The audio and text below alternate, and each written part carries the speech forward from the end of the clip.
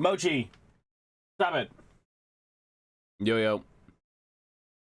Give me like 2 minutes. Hang on, give me 2 minutes. Mochi's acting up. Give me a sec.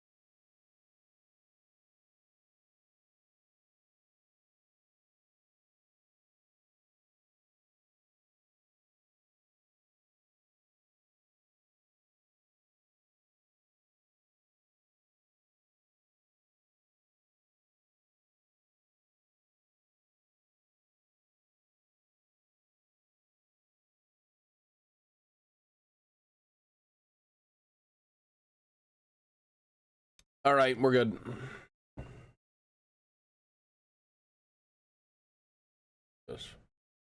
Fucking Mochi's like yelling down the stairs at something. It's like, what are you doing, dude? There's nothing there. Alright, yo. Well, we're early because we're waiting for, there's a lot going on today. The first thing is we're waiting for, Mochi! We're waiting for, a new Dwarf article. Much love from America. Yes, America's a good place to be sometimes. Very good. Yeah, maybe we won't be able to stream on the main channel tonight just because we have guests over again. Ivana's coming back. And, they'll be here a little bit later today. So I'm hoping the Dwarf article goes live before later today. I am hoping.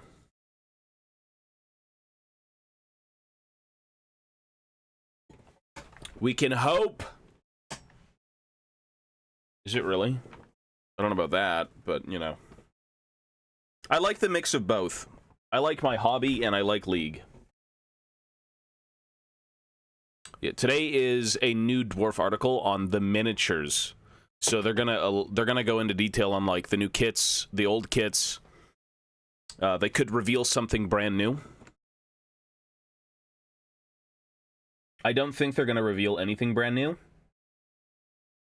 Personally, because why would they show new miniatures when they just announced the pre-orders? I think they're gonna show you what is going up for pre-order, like, in detail. I think that's what they're doing.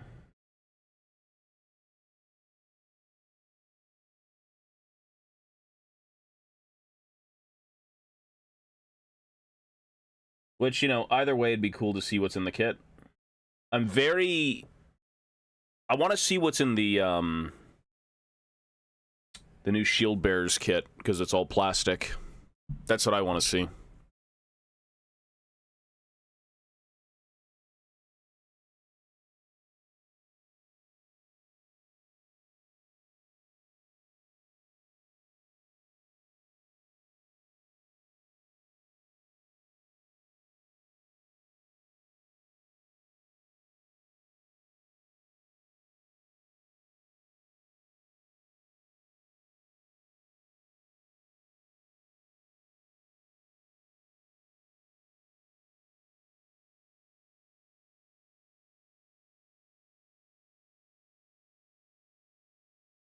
Or just, oh, you can't even see it. Sorry. Yeah, I forgot to focus cameras. My bad. True, you're right. What am I even fucking doing? Not that it matters. It's not very intricate, you know. That's a quiver.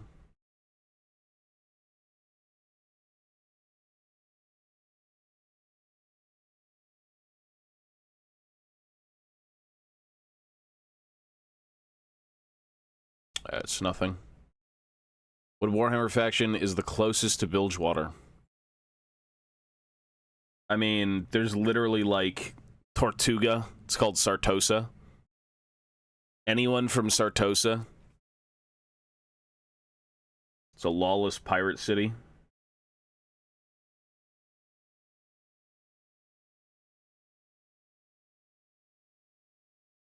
So you could say that, Sartosa, yeah.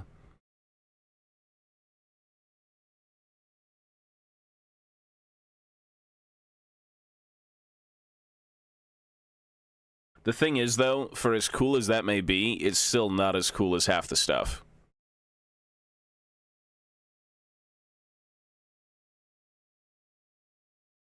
It is definitely not a big player in the world.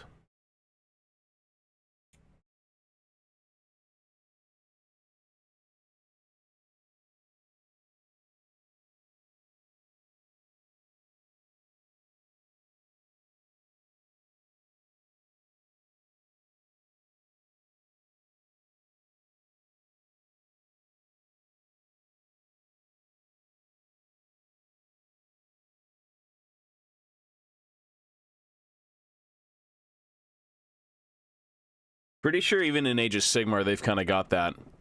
In Age of Sigmar, they have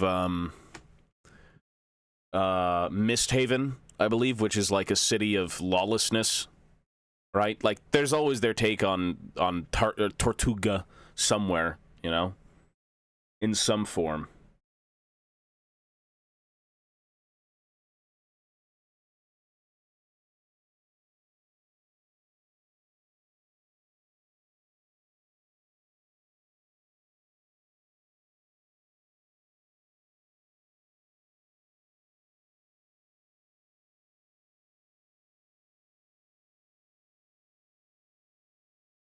I have an unhealthy obsession with dwarves. Well, you're gonna see on Twitter soon.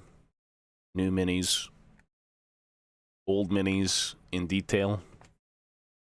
I guess we'll see what Games Workshop's gonna show us today.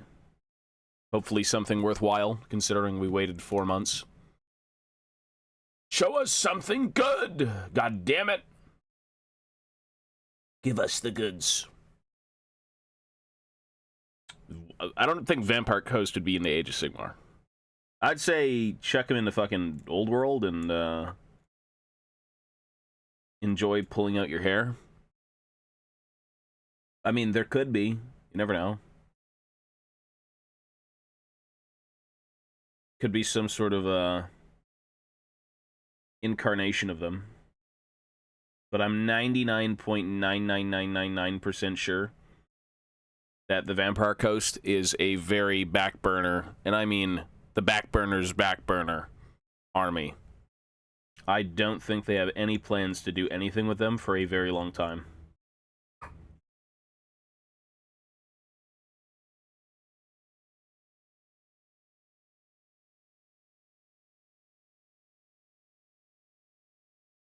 I don't think they'll do anything. Well, they could, yeah, you do a Warcry warband. Absolutely. That's usually how they kind of introduce new crazy ideas and visuals. That could be a thing. You're right.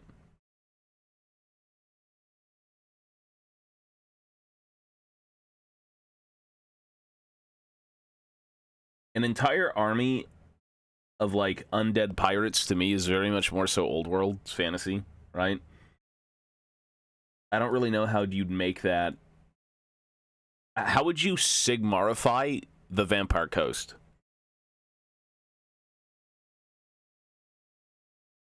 It doesn't seem like a very grand, like what could be Age of Sigmar? You know what I mean? What could you do with it that makes it not fantasy and more AOS?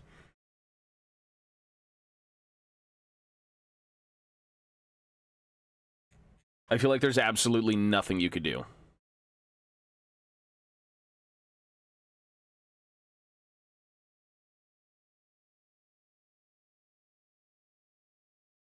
They were mostly through Total War. So, like, they actually had miniatures, and they had rules in Warhammer Fantasy, but they were more of this weird niche.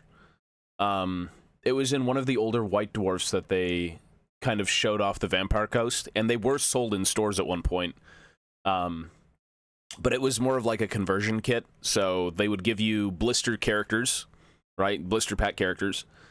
And they would then sell you conversion kits of the old vampires and... Sorry, not vampires. They'd sell you the old zombies from, like, the 90s, and they'd give you militia.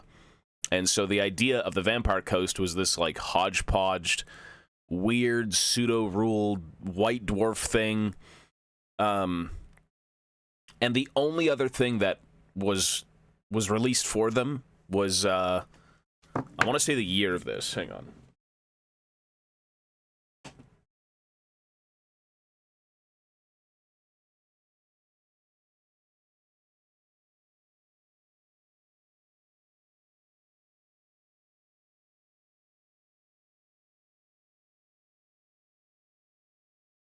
Dude, when did this book come out? There's no information.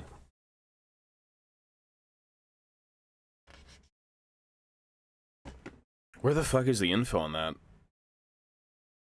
Anyways, in the Monstrous Arcanum book, there is the Necrofex Colossus. So, and that was a much later date from, like, them showing off those weird kits and releasing the blister packs, and then they also had them in, like, that one fucking board game. They did a novel on them, like Fel Cargo. There was a few Vampire Coast things kind of like lying around, but they weren't this cohesive, you know, big release ever. They were more of this in the shadows, you know, if you know, you know, hey, they're here. Kind of a nothing army. Shut up, you dickhead, now fuck off! Patang, thank you, buddy. Yeah, they really weren't much.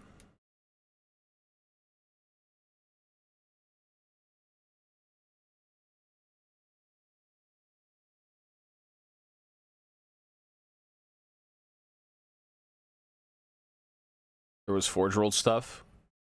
For Vampire Coast, I don't think there was any Forge World Vampire Coast stuff. Vampire Coast, again, they just didn't get... There's no love for the coast, I promise you. They were always this, like, conversion project. If you want to do them, they're there. I think I even have the White Dwarf that contains them somewhere, but it was a very much do-it-yourself type of army. But usually in the White Dwarfs is where you'd find all that weird shit. They even had an army of, like, Noblars in the White Dwarf. And I'm sure much more, but, you know. Like, do you want to field an entire army of Noblars and be fucking useless? Here you go. Have fun. It's doable.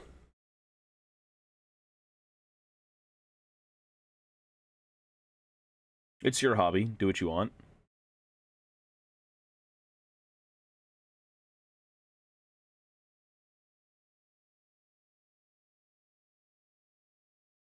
You know, nothing is stopping you from kind of, like, making the Vampire Coast its own thing if you want to make them as, like, Empire, which I think would be your best bet. Because the big difference between vampires and Vampire Coast is guns. It's black powder.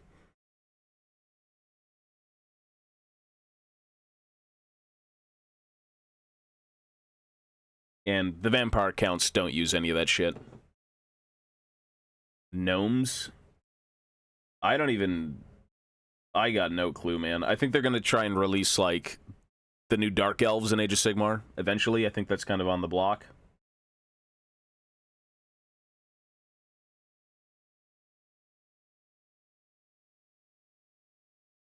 They are still missing Dark Elves. The Dark Elves are very much a cities thing. Yeah, they've always been in talks for a long time. I'm not, like, entirely current on where they lie in Age of Sigmar, but, yeah, it's the Chaos Dwarves or the Dark Elves. Which, cool, I'm fine with that. I mean, Chaos Dwarves haven't had coverage since the death of Fantasy. And even then, they weren't even prominent.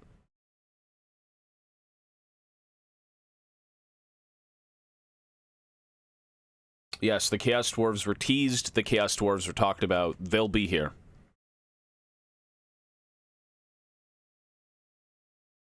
They're coming. And they're coming with giant demon engines and God knows what. And I'm thinking, you know what? The dispossessed around the Chaos Dwarves might be reinvigorated because, like, goddamn, that is one of their most long-standing grudges and, like, one of their most hated things ever. So, maybe they honor those and kind of, you know what, let's unite, let's do something about it, and then maybe you get new dispossessed. I don't know.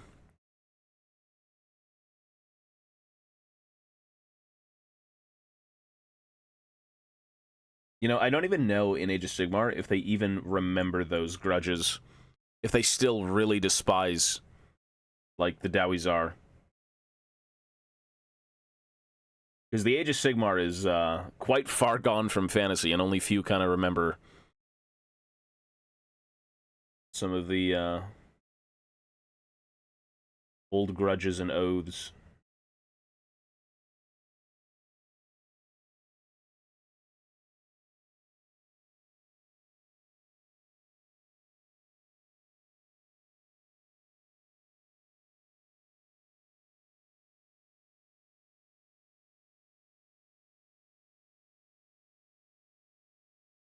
So I got no idea what's going on.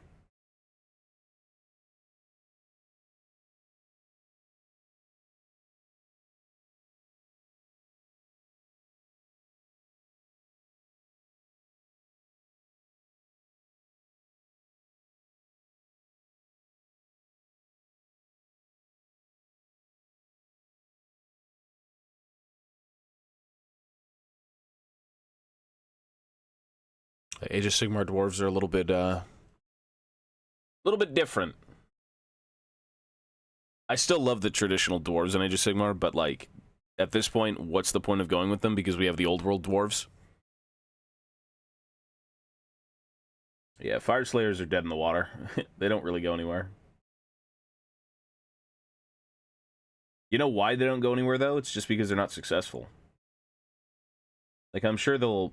Like, you know what they need is a range refresh, and it's crazy to say that, but, like, their minis... The initial release of the Fire Slayers, it was one of the biggest letdowns. Like, they're just not appealing visually for most people.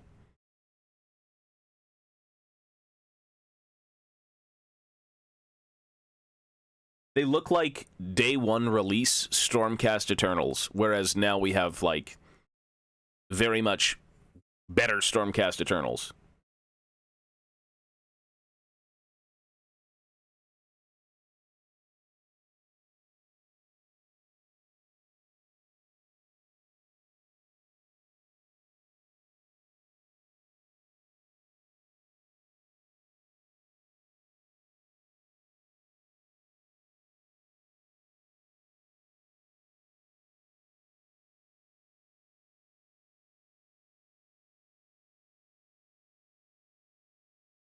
Dwarf Tamers. I mean, you talking about that Warcry warband? Because, I mean, we're just saying, like, dude, visually, like, aesthetics alone, the Fire Slayer range is just a little bit uninspired. It doesn't seem like it's doing really anything, like, intriguing.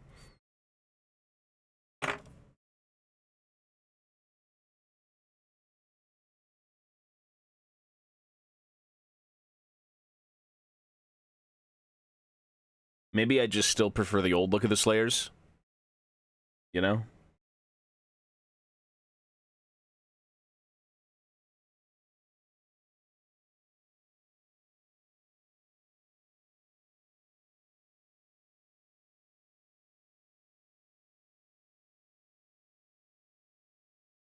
Yes, mold line removal is like a religion.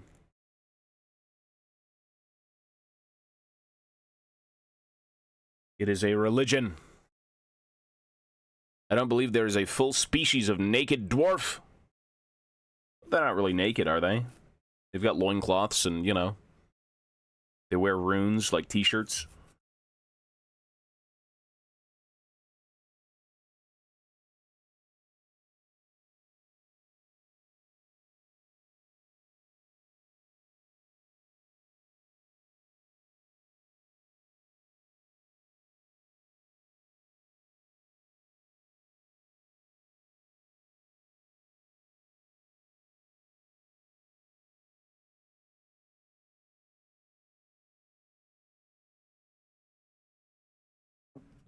Anyways, who knows, though?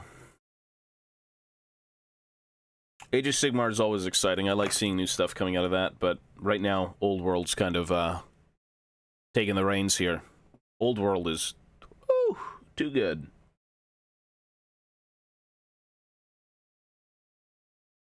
Classic Warhammer Fantasy Dwarves back in full swing.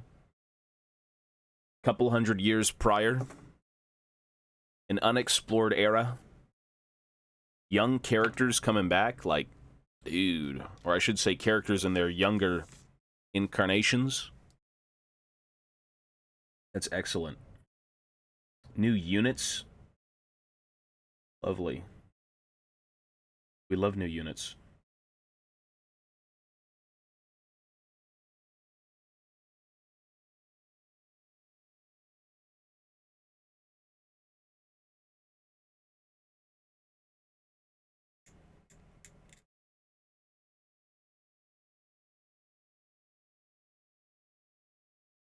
I hope the article comes out sometime soon. I'm not gonna lie. I just want to go read it. Like, I want to see what they're doing. Because the pre-orders come out, holy shit, the pre-orders are tomorrow. The pre-orders are tomorrow. Oh my god, no shit, eh? I gotta call Games Workshop today. The pre-orders are tomorrow. I just realized tomorrow's Saturday. Shit.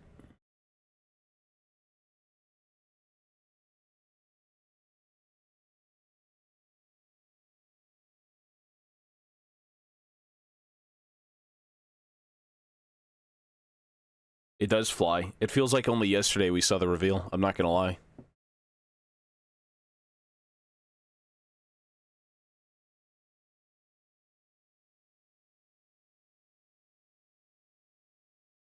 You know, I'm kind of scared to make the PO, though. If they bring back the Morngul. I've got one sitting in my garage, I think. My girlfriend used it for Night Haunt. Pretty sure... Is it not in... Did they shaft it from AOS? Because it used to be a Night Haunt unit. They must have.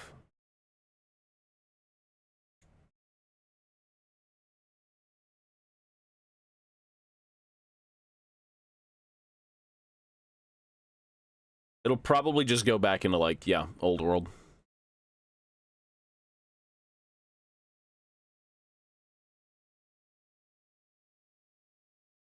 Where is the article? Like, when do we wait? Or why do we wait so long?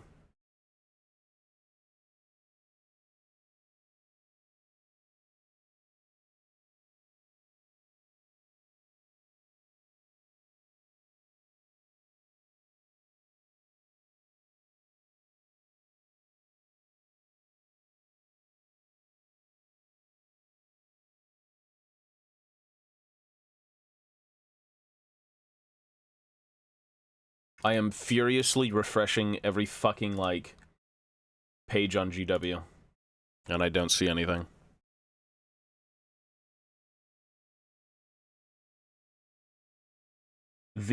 I was under the impression that the article would come out at 7 a.m.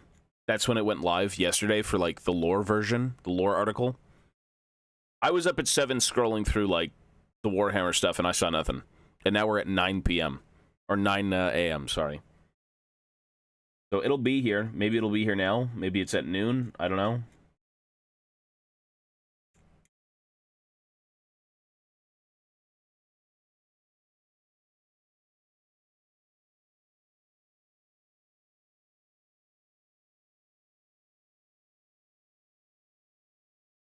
Send me the Dowie.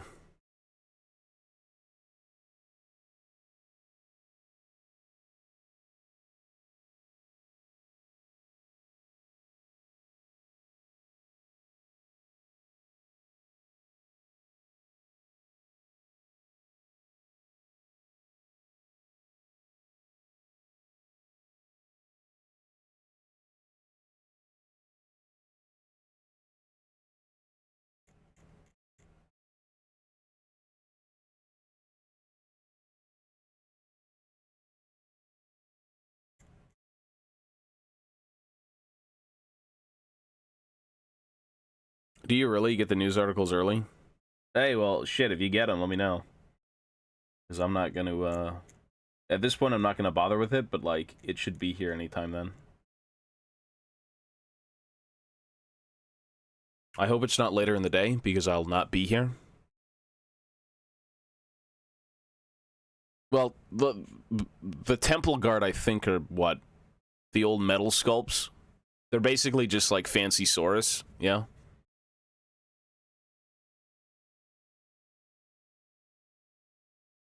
They look cool. But, you know, if you've got, like, Saurus warriors in plastics now, and they're updated and they look a certain way, it's like, yeah, you probably want that for the rest of the army. For God's sake, they're never going to give you new skinks, I think. They gave, like, what, new chameleon skinks? Which is cool, but...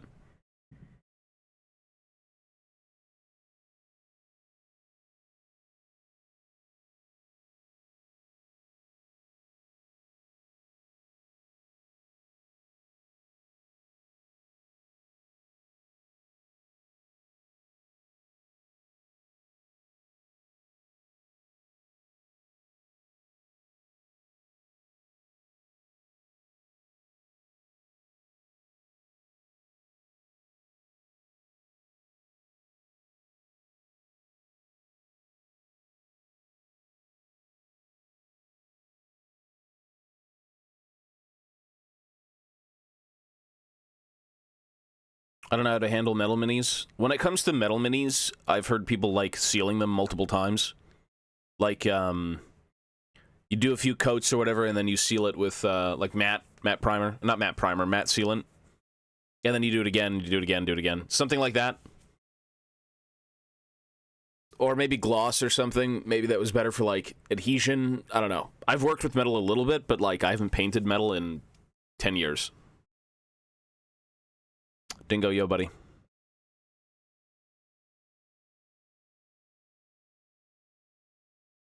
YouTube videos are godsend for anything metal, for anything plastic, for anything hobbying. But I do believe people like sealing different layers when they finish painting metal. Instead of doing one sealant, it's like maybe two. You know, if paint doesn't rub off, that's great.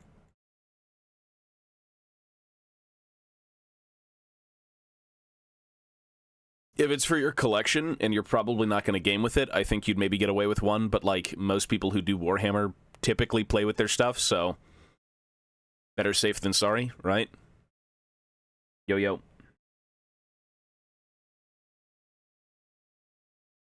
Wait, so the Dwarven pre-order is tomorrow, and we're also doing Dead Space tomorrow. Today, we're going to be a little bit busy. Man, this is going to be a busy fucking hell, brother. We may need to push Dead Space back to Sunday.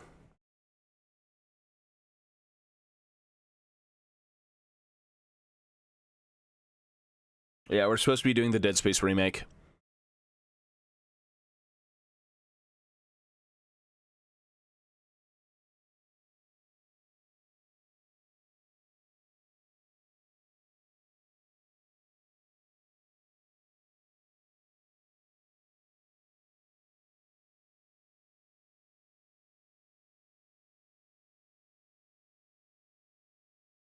Yeah, maybe Sunday. We'll see how much time I have tomorrow and just what's going on. Because the pre-orders go live at about noon. And, I don't want to, like, end the stream to go pre-order all this shit, have lunch and everything. I don't think there's anything going on Sunday, though. So maybe we'll just do that. We'll push it back one day.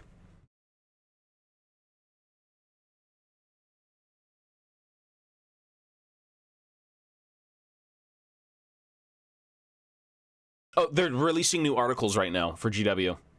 They just showed the new Hive Secundus miniatures. The new Hive Secundus miniatures. So, the old world should be here any second now. They just showed the new stuff for Necromunda. I think. Is this a community thing? I think it's a community thing. Never mind.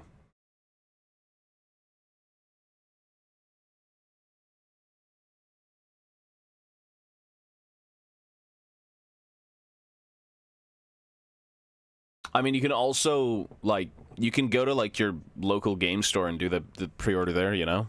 You can do that as well.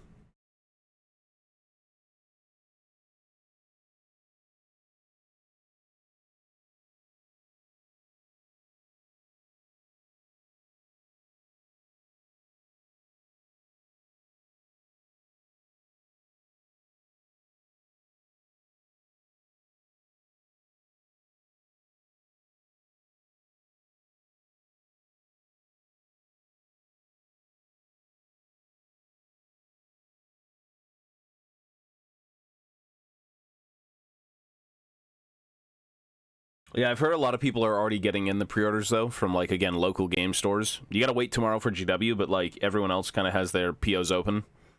And it's discounted, so, like, you can't really go wrong with that, but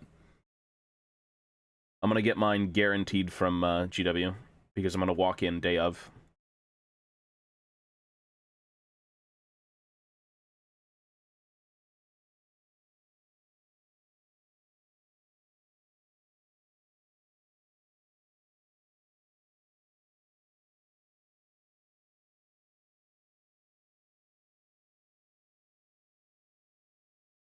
I want them. Give me the Dowie. 4 months. More so 9 months. 9 years in the making, since, pretty sure the end times, right? Something like that.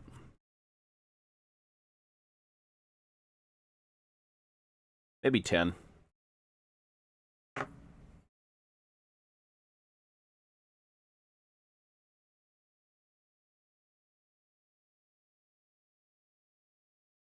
We shall see.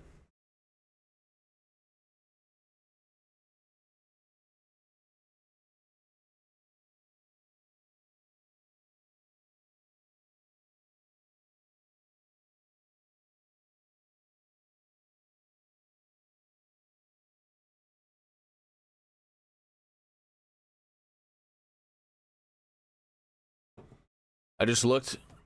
I'd have to go to the Netherlands for the closest GW store. I mean, you don't have to go to a GW. Again, local game stores have that shit. Games Workshop is in agreements with gaming stores, and they give you discounted product officially. This isn't like, oh, we're doing it because we love you. GW gives you those discounts. Like, you will literally buy more Warhammer if you shop at local game stores.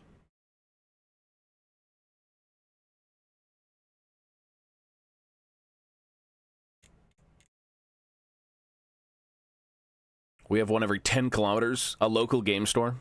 You ever going to do the cooking stream? Next week. It's near the end of next week, yeah. Maybe the 24th, 25th, something like that.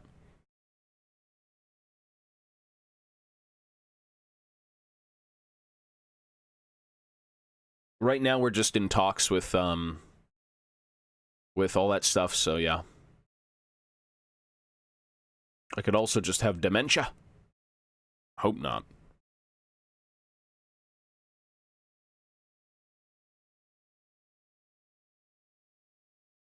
Maybe if you're in a city somewhere, you get stores everywhere, but, like, we've got a few here.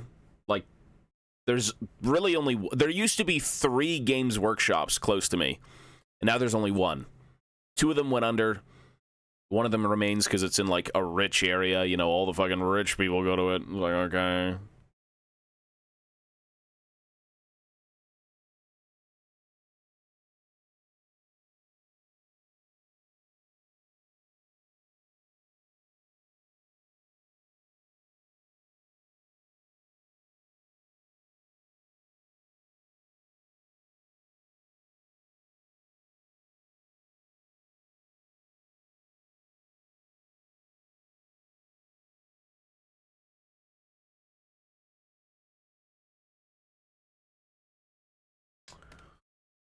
But yeah, who knows?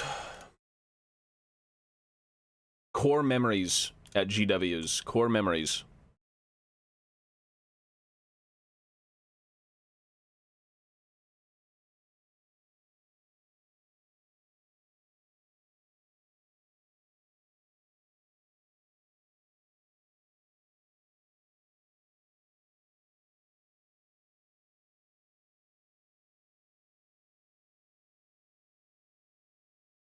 The weirdest event I've ever seen at a GW, the absolute weirdest, and this was one that I would go to the most. The manager of the store, he now has his own gaming store. I should probably go, walk in there and be like, hey, you don't remember me because I was a kid. The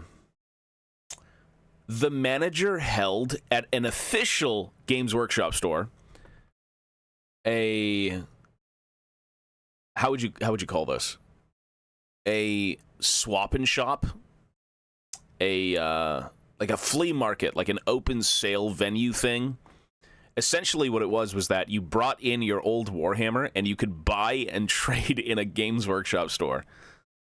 So I don't know if he knew the store was kind of like going under at some point, but like that's kind of a bold move to sell used Warhammer in a Games Workshop.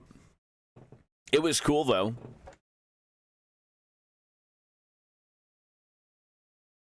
This is like ASMR. Is it really?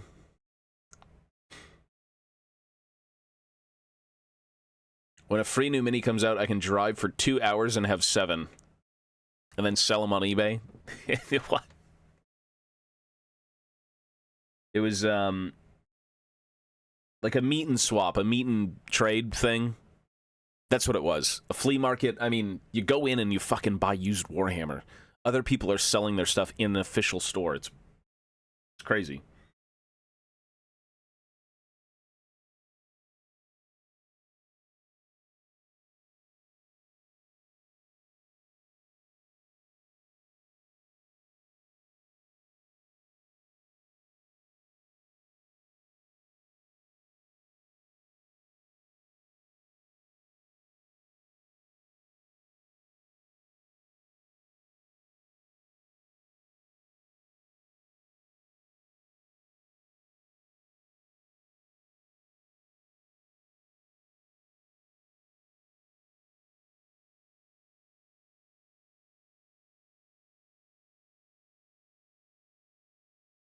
It was a Kroot. No, you don't really need 7 of those then.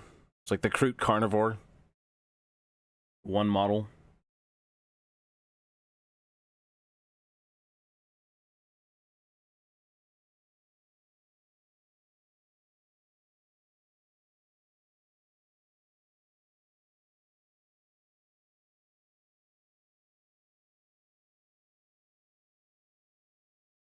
I'm pretty sure the one mini you get is just what? It's like a generic troop. It's not like a unique sculpt. It's just from the box. But it's free. A few bucks.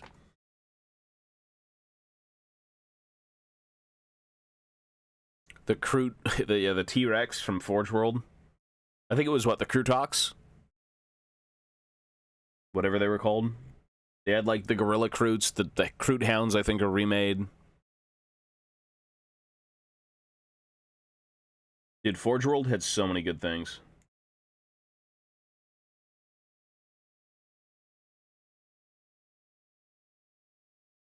I'm still eyeballing old school Forge World stuff, which I can't find one thing. I need one thing. We got Dark Angels Terminators 2 months ago. That's huge. As a free mini, a fucking Terminator. Imagine going around getting 7 of them and then converting up 6. That's good.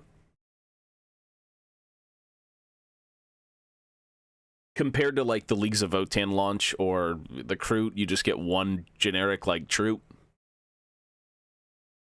Yeah, that's huge.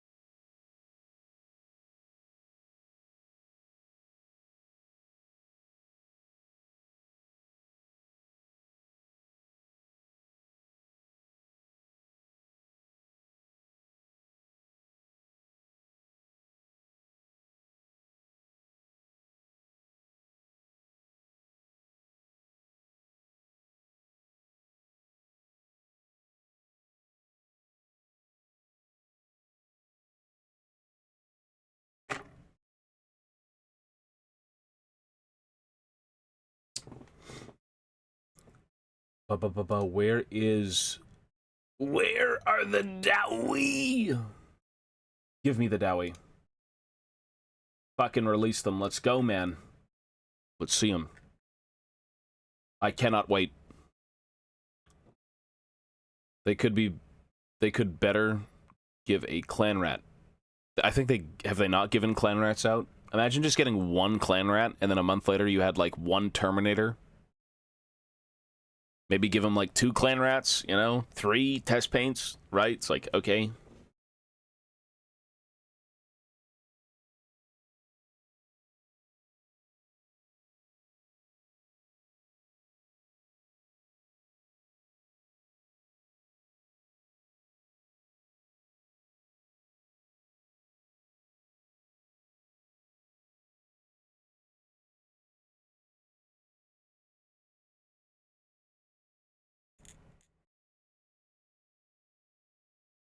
I mean, that's not really... You like traditional dwarves. Fire Slayers and Caradron are takes on dwarves, but they're more of, like, you know, amping them up tenfold, I guess, in, like, some aspect. It's like some aspect of dwarven society, but taken to the extreme. They don't really resemble classic dwarves. And I think most dwarven fans, people who love the Dowie, are more so interested in classic dwarves.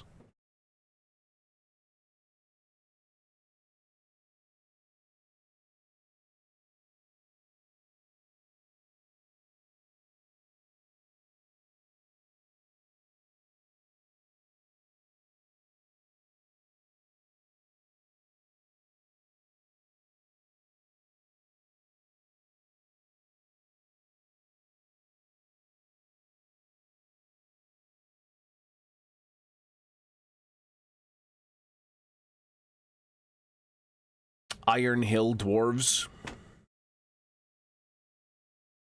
Talking about Danes folk.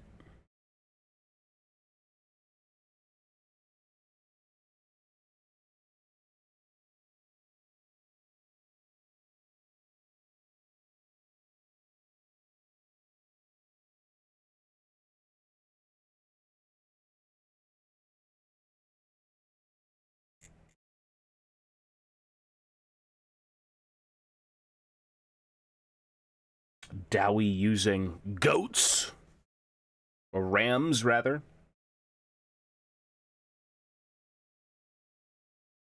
And big old ballistae. And spears.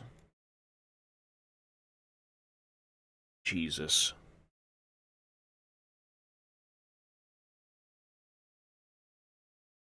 Bane does win.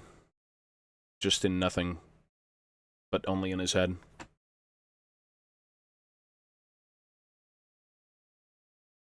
Well, article's still not here. I have to order something from GW now since I can't get it anywhere else. At least you're gonna get it. Put it that way. Again, if you've got local gaming stores, you can go in right now and I'm sure pre-order them, but like, you know.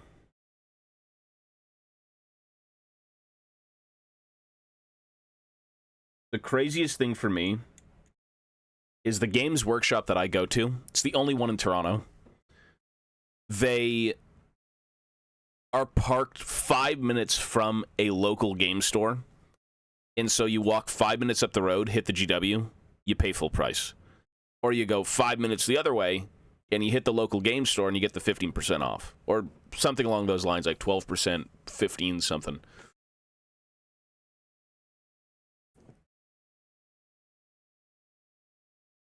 They're the only dwarves that are true scale. What do you mean?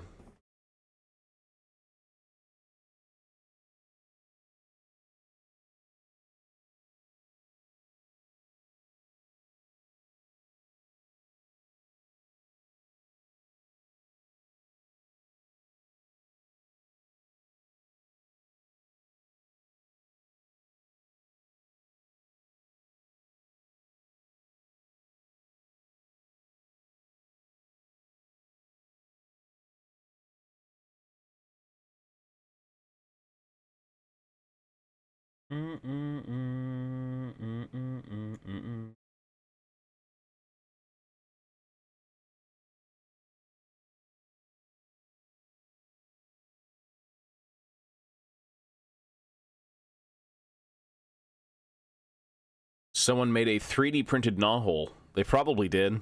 You just gotta look up on Google. I'm sure somebody made one. No, they still do Lord of the Rings. They still have the license. They just released, like, a mini.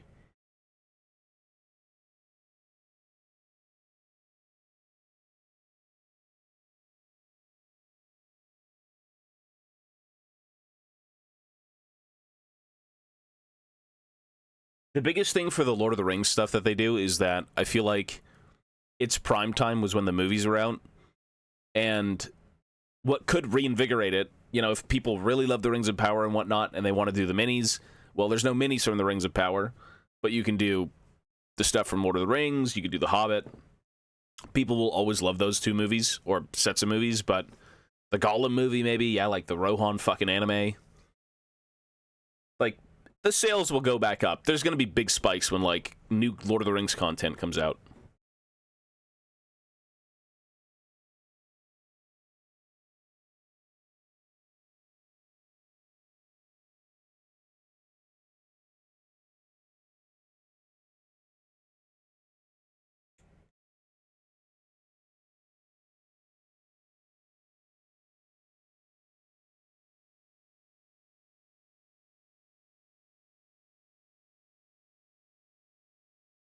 We'll save everything. How about the Gollum game?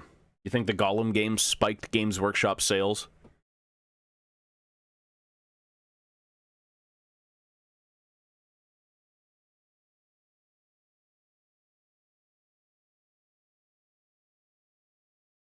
Do you think the miniature Gollum sales went up because they saw that Gollum game and they're like, damn, this is the shit? Not to be confused with, this is shit.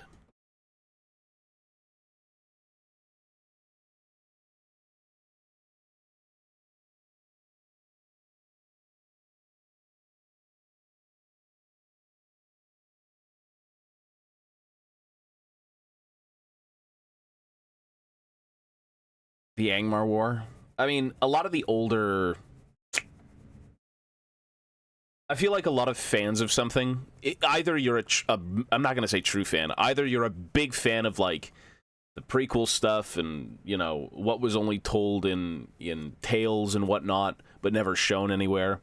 You could be fans of that stuff, or you're just, like, you know, general fans of, oh, the movies are great, the books are great, this is great.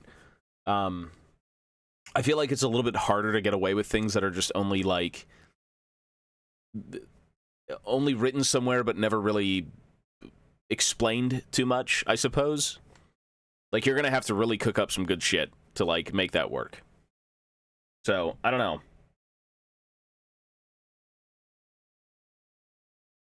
I guess it's a matter of what they want to tackle and what they think will make money.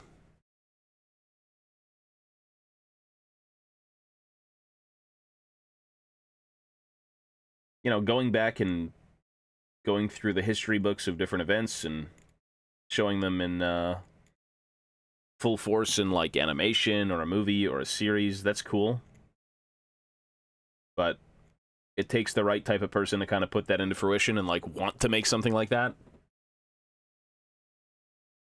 Who knows?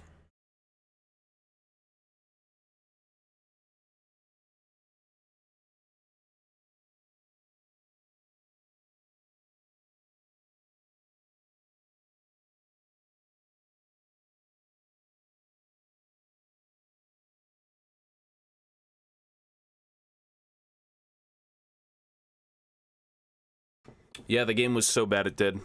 I mean, can you blame them? Like, if it was that fucking terrible, I'd hope it would kind of take them out. Especially charging full price. Like, that is... There are quite a few nails in that coffin.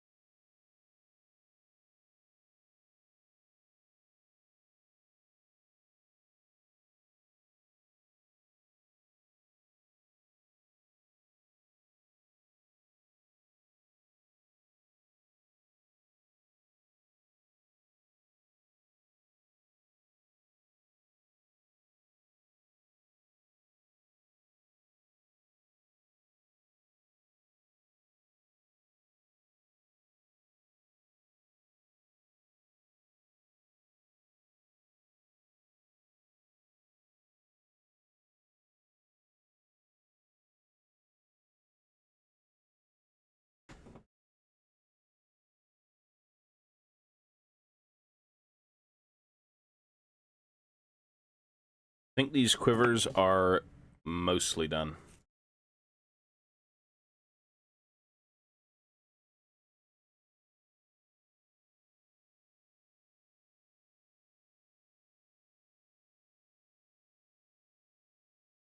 Mostly done.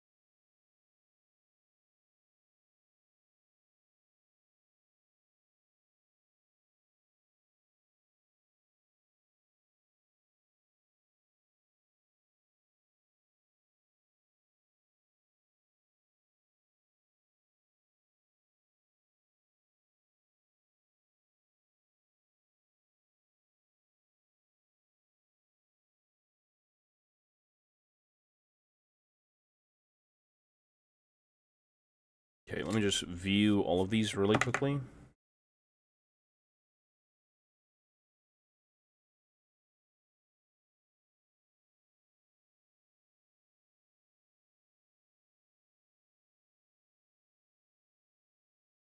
Hmm.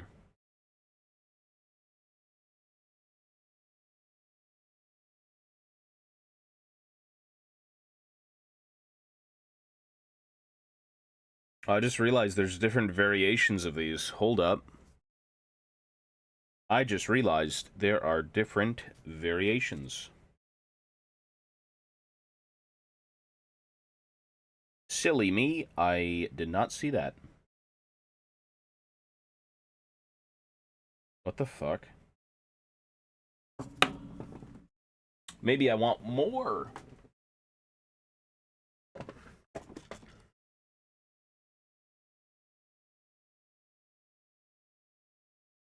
There is. Wow.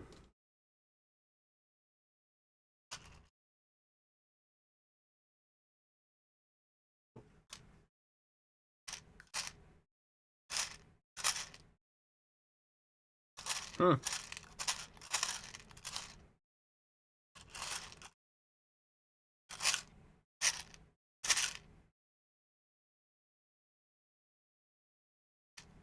Interesting. What is? Oh, that's not to me. Okay, let's see if the article's up. Nope. No article yet. No shit.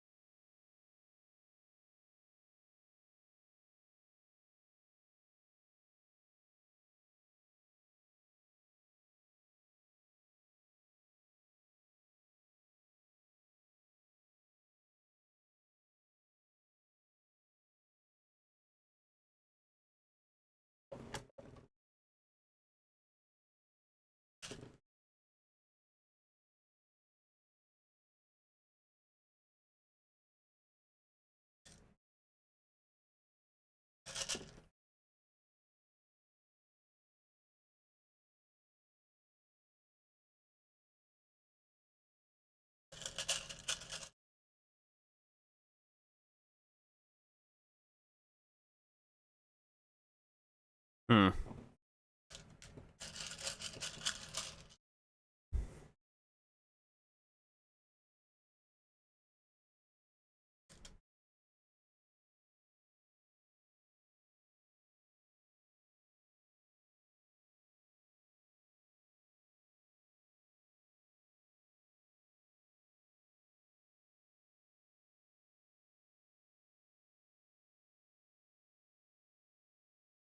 Alrighty.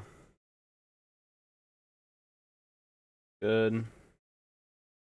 3, 2. There's so many random, like, details you can kind of see if you just look closely, but I didn't notice them. Me want variations. That's a yo, buddy.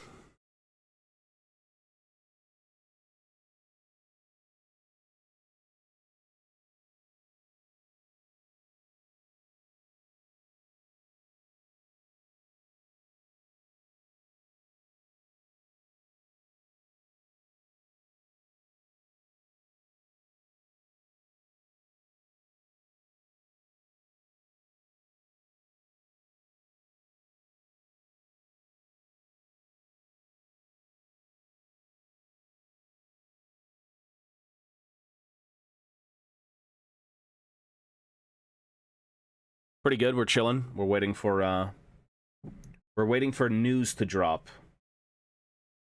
We're now a news reporting station for dwarves. We are ever so waiting patiently.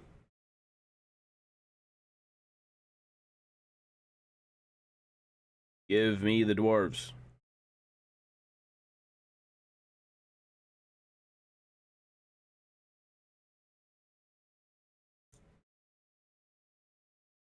Could be any second now. Nobody knows. So I'm going to be here, hopefully, until I have to go leave or they show the article.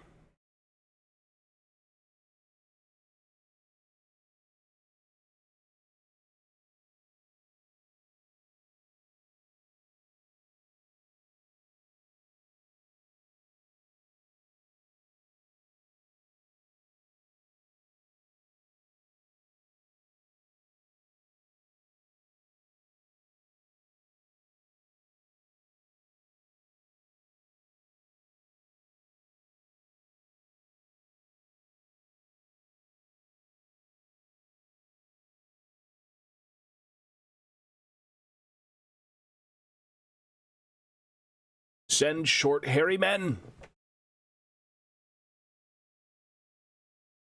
Are there superior ones that just outclass everyone? Of course, the dwarves. Always, 24/7. I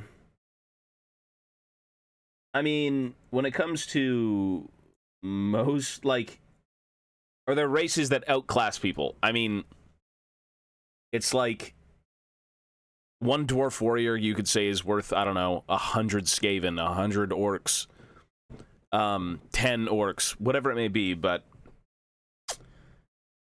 I don't think there's certainly more of a power level difference in 40k. Like, in 40k, you've got things called custodes, which are like the Emperor's Royal Guard. Those guys can match thousands. One person is worth well over 1,000 of something else. Fantasy's a little bit different. Sure, you've got very experienced warriors, but, like, nothing of extreme degree, I would say.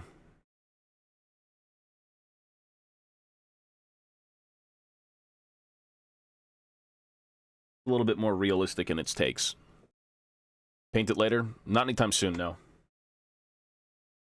Not anytime soon.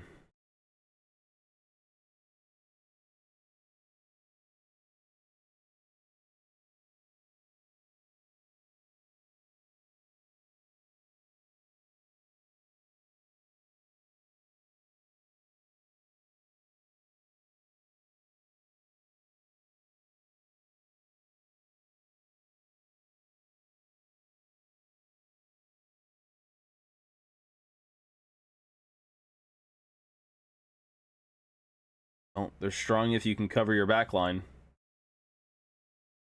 If you can't cover your backline, have fun losing.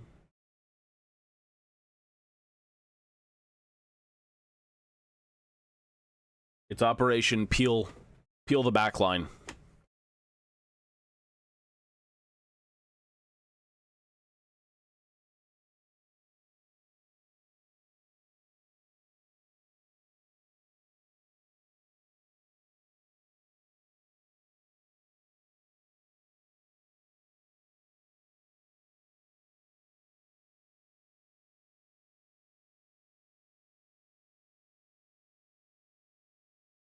Operations Save the Drakes.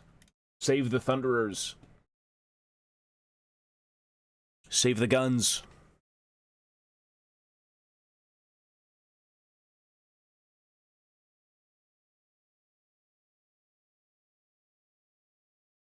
It's like, no matter how formidable a dwarven melee combatant would be, every other race can just walk away. You don't need to run your guys into, like, the most expensive dwarven melee units. Just walk around them. It's a matter of, like, when it comes to dwarves, kind of forcing your opponents to play into your formations, to play into your strategies. Don't give them any options to kind of work around that.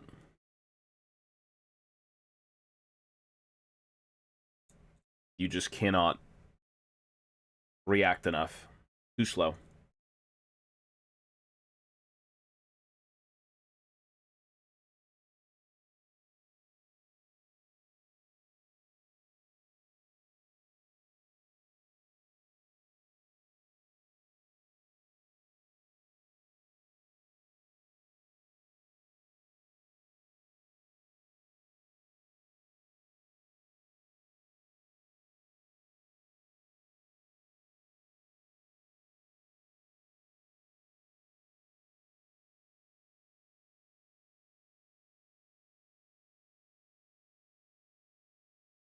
You can, yeah.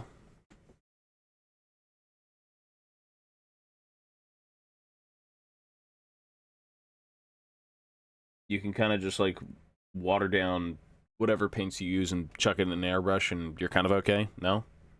That's at least what I was doing.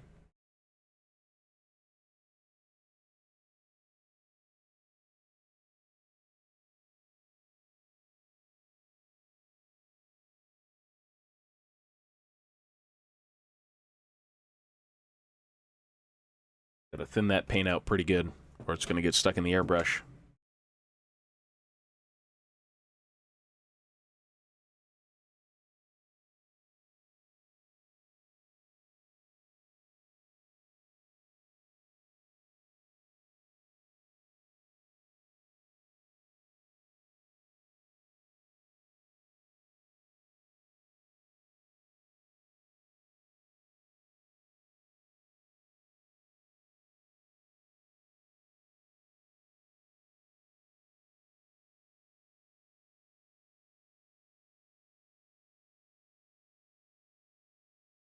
Yeah, Malachi is, I mean, he gives you a lot of, like, flavorful dwarven units, I should say.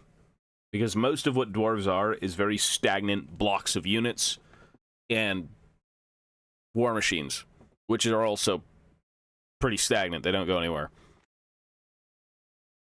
Dwarves can be one-dimensional, but that's kind of where, like, the Engineers Guild and Malachi and all these other, like, crazy contraptions come in, you know? The gyrocopters are flavorful, the Thunder Barge, the Goblin Hewer. They've got the technology to make the army very exciting. Or you've just got, like, you know, your basic dwarven troops and artillery. Which is what I love, but, you know, some people may not find it as fun.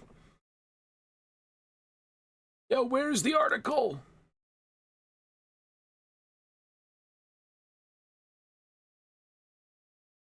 Where's the fucking article? Using spray paint with 2K thinner. 2K thinner? I don't even know what that is. Hey, whatever works, man. Whatever gets the job done, right? I have no idea.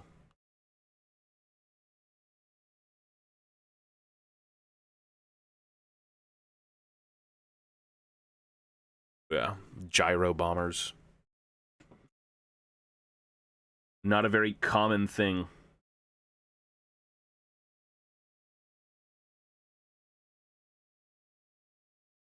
Can't believe they made them units of gyro bombers instead of just one. What a very bold move.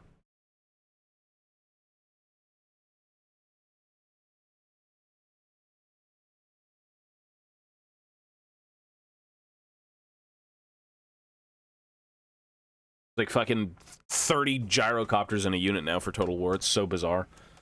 You don't even just get like a couple and it's a little squadron. It's like a fleet. And if you run 5 squads, holy shit, have fun. So many of them.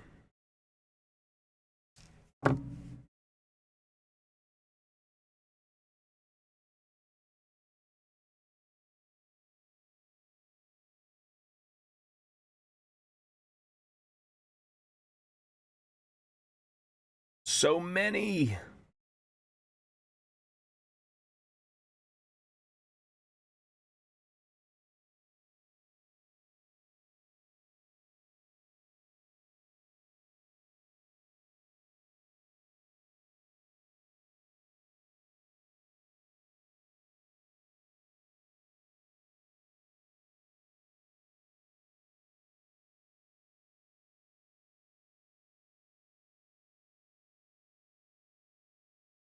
The soil, yep. Yeah, we need that article. I'm very, very, very, very, very, very, very curious.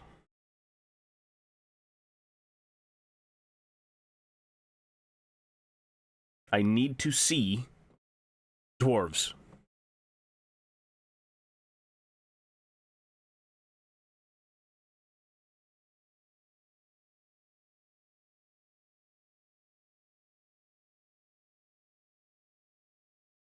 I hope they show the sprues, maybe. Maybe they will, maybe they won't.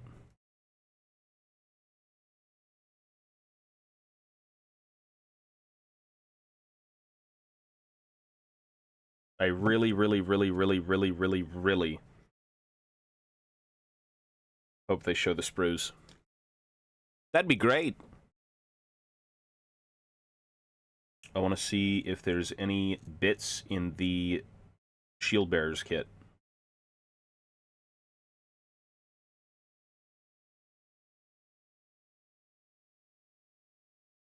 Maybe there is, maybe there isn't. I don't know.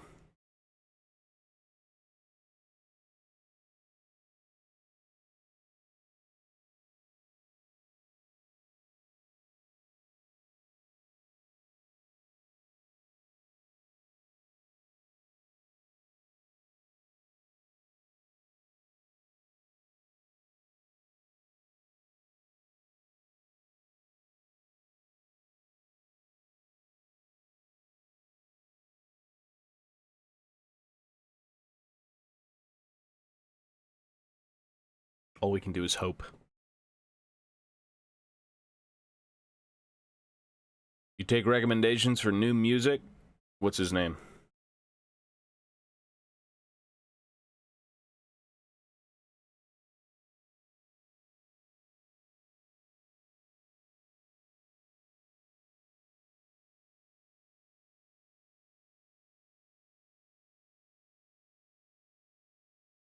Really? Sounds a bit troll, no?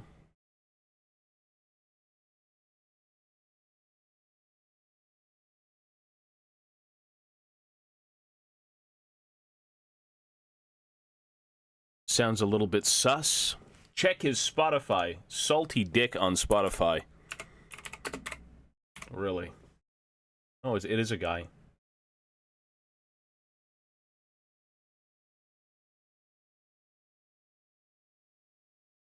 Bro named himself Salty Dick. Unlucky.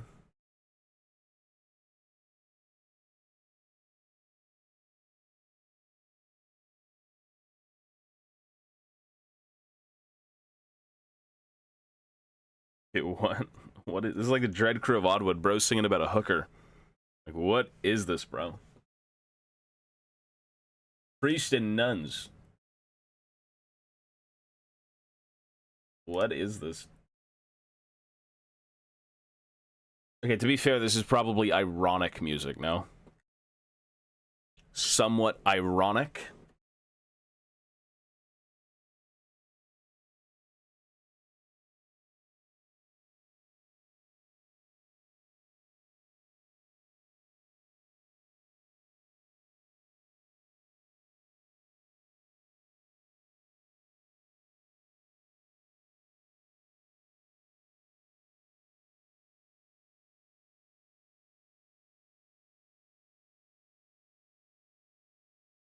What are we listening to?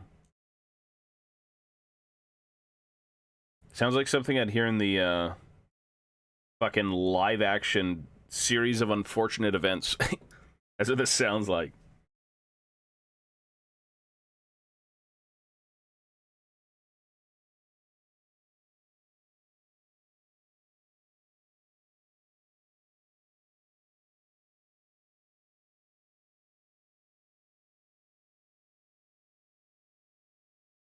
It's all right. It's got charm.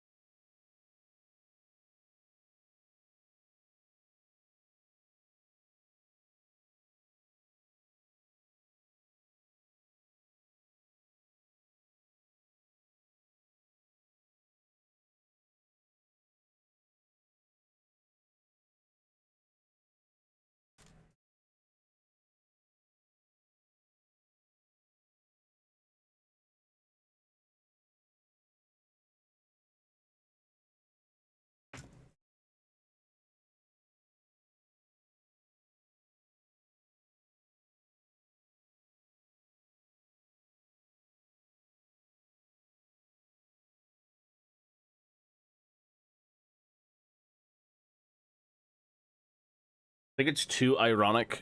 Like, I understand it. It's jokey, but I don't know. It's all right. I don't know if I'm like, yo, we got to hit that replay button.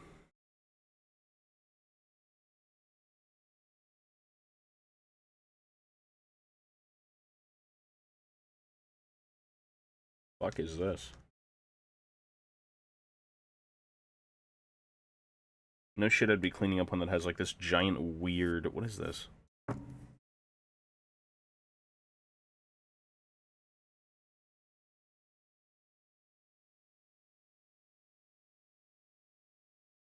It was okay. I don't know if again. I don't want to hit that replay button, but you know, it's okay.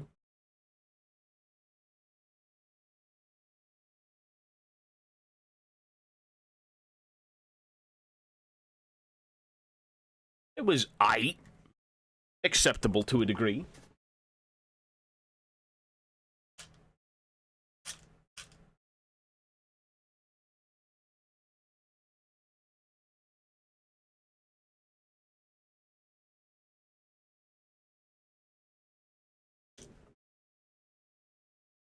Bum, bum.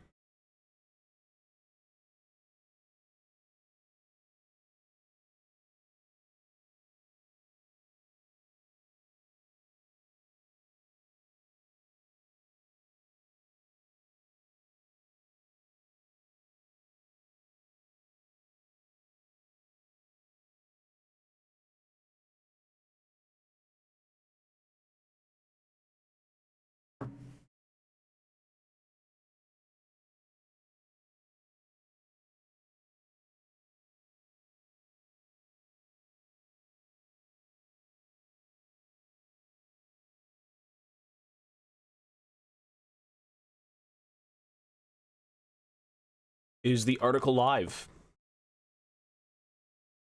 Nope. 48 minutes ago they did another article, but like, I wonder what the spread of time is for these. What is this? What did they do for this one? 9:02 a.m. followed by 10 a.m. Interesting. 11 a.m. Every hour they seem to be releasing an article.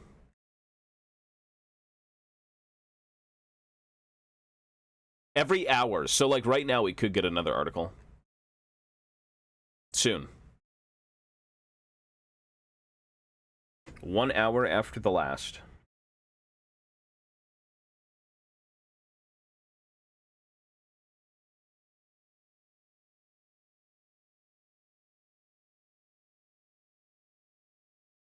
Mm-hmm.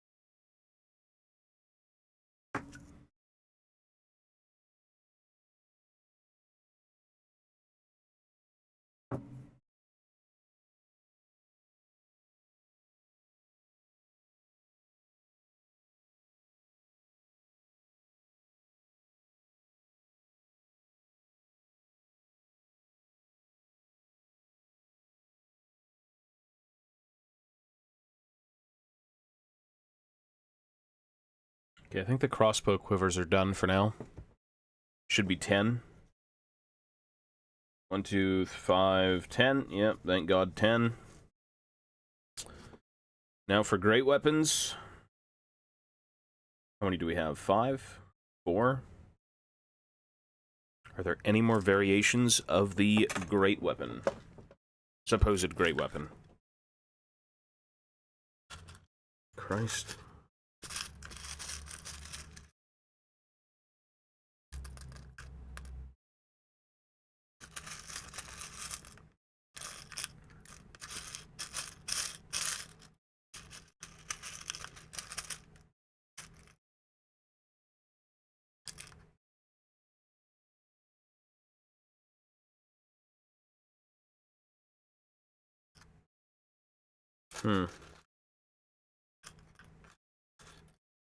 Don't think so, actually. I look menacing. Do I look... Bro, this thing is so blown out, it looks like I'm a gangly freak! I look like a gangly mutant. Looks better when there's no light.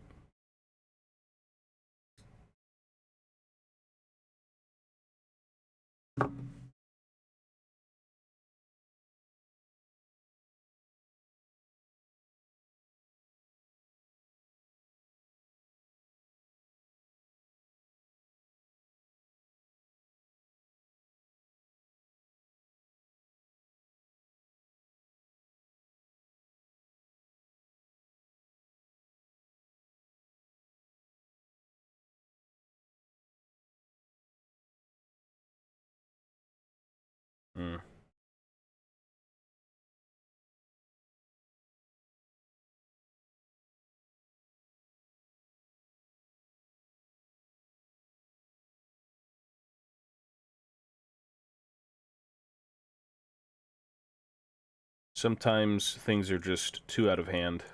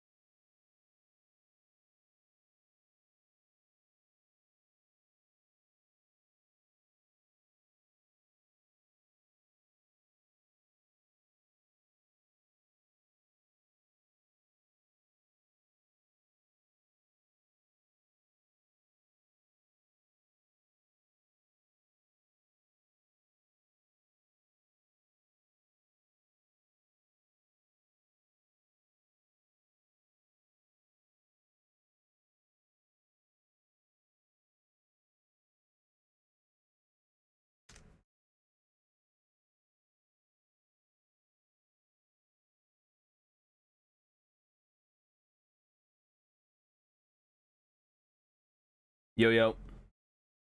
Chillin'. Waiting to read. Reading is good for the soul.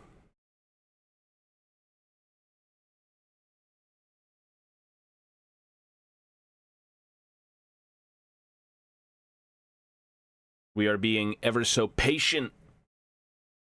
Kind of.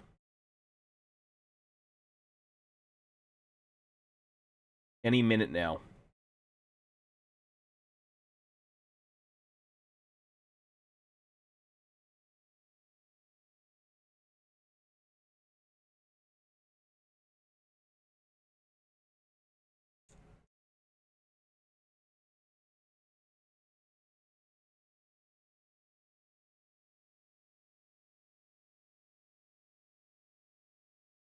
Show my complete collection? Hey, I wish I could, brother. Complete collection is now in the hands of multiple people.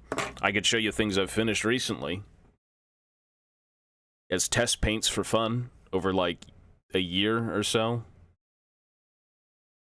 I wish I could show you more. Sometimes getting out of the hobby in a younger age and selling your shit is not the best way to go about it. So right now, this is going to be, at least for the sake of Warhammer Fantasy, the first army I've finished in over 10 years. Warhammer 40k, Age of Sigmar, stuff like that, that's long gone. No, I keep them. I do keep them. It's just I've sold my older collections at a much younger age when you kind of want money for gaming or for this and that. You know, maybe you take a little break from Warhammer. You sell it off. I remember my Lord of the Rings specifically.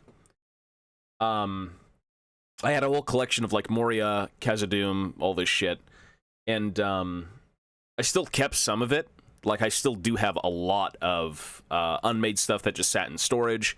I think I've got a few miniatures from my youth and whatnot, but a lot of my completed works were always local listings, you know? And it was cool because the Lord of the Rings stuff I had done when I was kind of a kid, and then I worked on it for a little bit longer afterwards. But it went to a kid and his father. His father came over, he's like, yo, my son is, like, really into Lord of the Rings, and, you know, we just want to, like, have fun with the hobby. And his kid was, like, near him and whatnot, and he was looking at the fucking cave trolls and the dwarves and everything, and he's like, oh my god, I love it! So that went to that kid. That was pretty cool. My orcs went locally to, like, stores, to people. I remember driving, or rather being driven maybe, like, an hour and a half-ish to sell a bunch of converted orc vehicles that I had made. People loved them. So, it's one of the biggest regrets, selling off things you've done in the past, just because it's good to see where you were and where you are now, but also just for nostalgia, right? Like, looking back at kind of that point in time and when you painted it and built it and thinking back to those memories.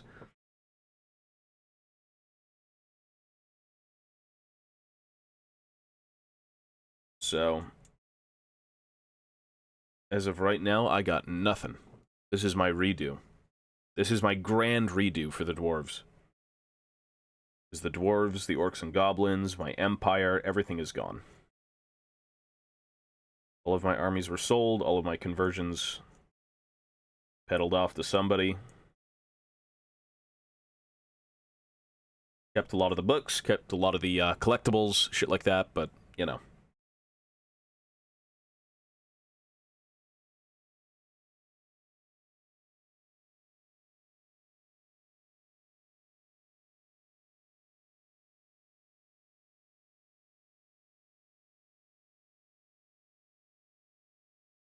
I'm stuck with cooking and wishing to go outside. Wishing to go outside? You can't go outside?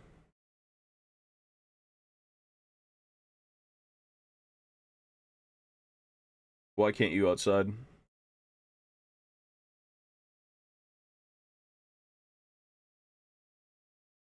Cooking is cool, but, like, I don't want to say I'm a hoarder, but I'm very interested in things you can take with you. You can't take anything to the grave, great, but, like, I like to see the fruits of my labor, you know? But cooking is awesome. Everyone can get into cooking. Gotcha, buddy. Hey, well, I hope things do look up for you soon.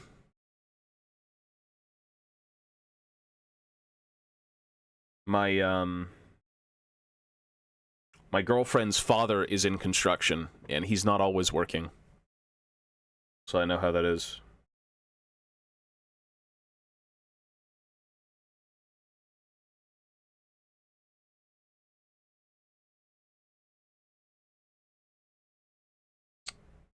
No, me and my girlfriend cook.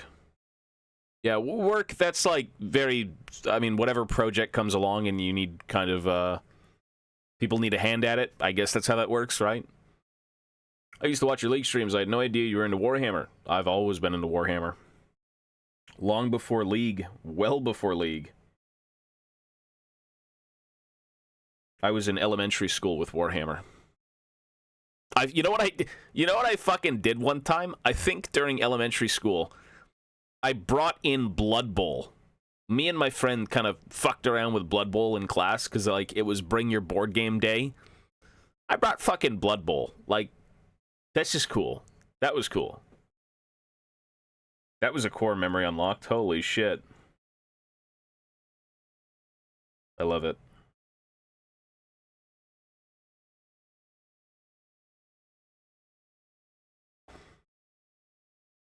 Okay. It should be a new article, maybe should be released. They seem to do it every hour from what I was seeing on their Twitter.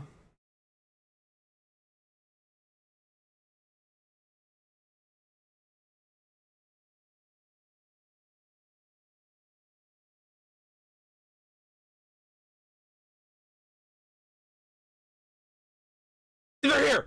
They're here! They're here! I knew it! Every hour! Got him, baby! I'm so smart. Holy shit, look at me. 4 IQ. Let's go. Bean Sprout, baby. Bean Sprout IQ. They're here. Every hour they do a new article, and they just got the dwarves ready. Let's go. Love it. Fucking absolutely love it. Cool.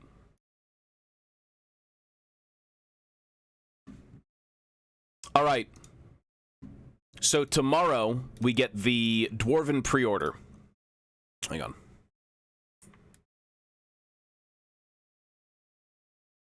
Tomorrow we get the Dwarven pre-order. Today we have some news.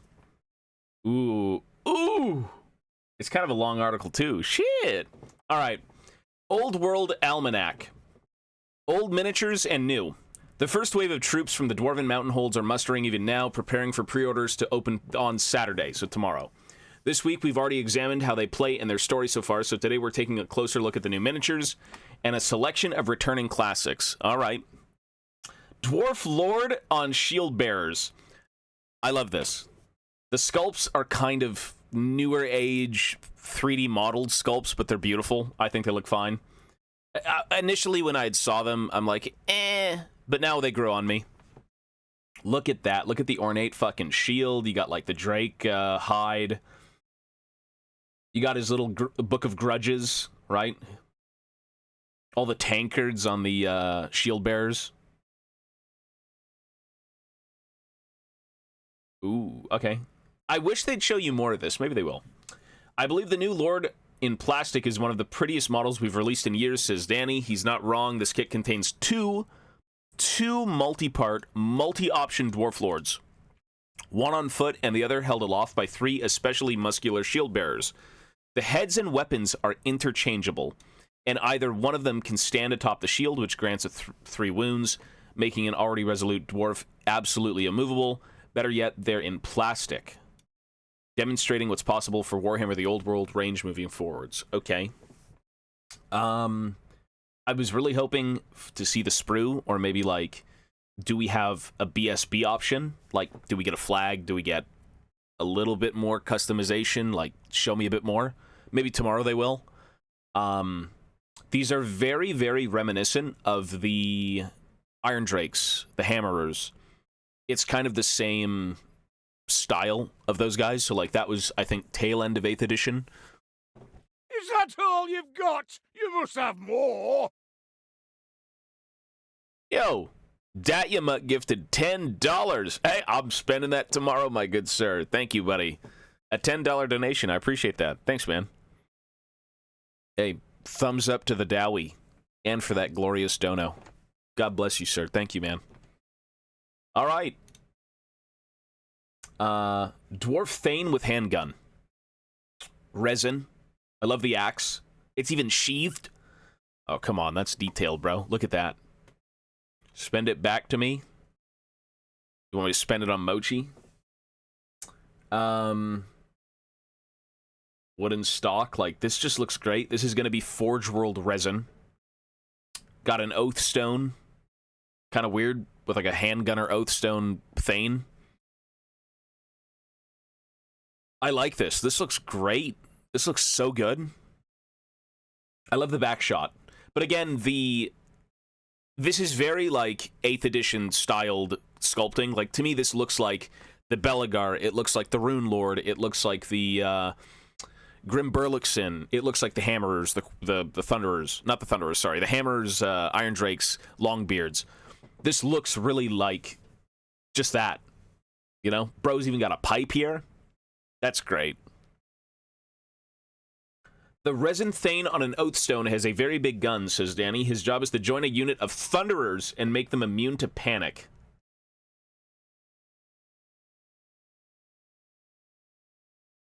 Why does that matter? Making Thunderers immune to panic. Okay. Didn't know you need that, but okay. Master Rune of Slaying. Engineering Rune. The power held within this Master Rune has sent the likes of giants, trolls, and even dragons running for cover. When making a roll to wound against an enemy whose troop type is Behemoth, with a weapon inscribed with this rune, a roll of 3+ is always a success regardless of the target's toughness. That's pretty good. I think cannons are what, like strength 8 or something anyways, so like... Alright. In addition, a weapon inscribed with this rune gains a multiple wounds D3 special roll. Okay, that's cool. That's actually kind of big for cannons, considering they already do, like, what, D3? D3 something? So these things could really just take out creatures in one shot, or rather cripple them severely compared to what they typically do. Master Rune of Bursting Flame. On contact with the enemy, the shot from this weapon inscribed with this powerful rune explodes in a shower of burning fragments. If the hit roll is successful, a weapon inscribed with this rune causes 2 D3 hits to the enemy target, rather than 1. If the roll is successful, a weapon inscribed with this rune causes 2 D3 hits to the target, rather than the usual 1. Organ guns, cannons, something like that. I'd have to read the rules again. I haven't played Old World, but, like, sounds pretty good. Ungrim Iron Fist, the Slayer King of Karak Kadrin. I like his little sidearm, as if he needs it. Surprised it's very lackluster in design, though. You'd think for, like, the king, he'd have some sort of ornate weaponry, you know? That's, like, a little flat for me. I do like this mini.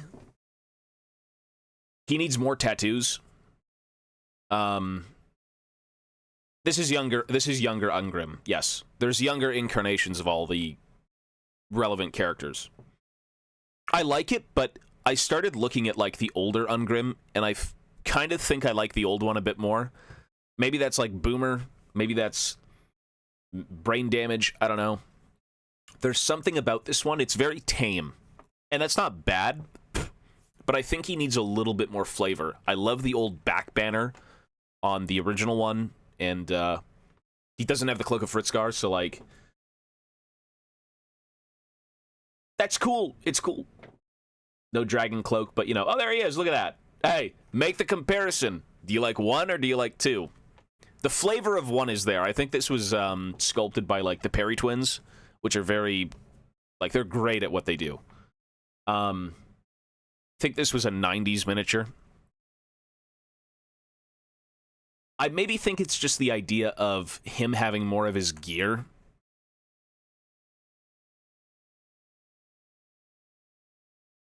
But, like, they're both amazing. Like, I really like this helmet. I like the back banner on the original mini. But, you know, the stunning rendition of Ungrim Iron Fist, the renowned Slayer King of Karak Kadrin, is a very different proposition to his earlier incarnation, which was sculpted in 93. There you go.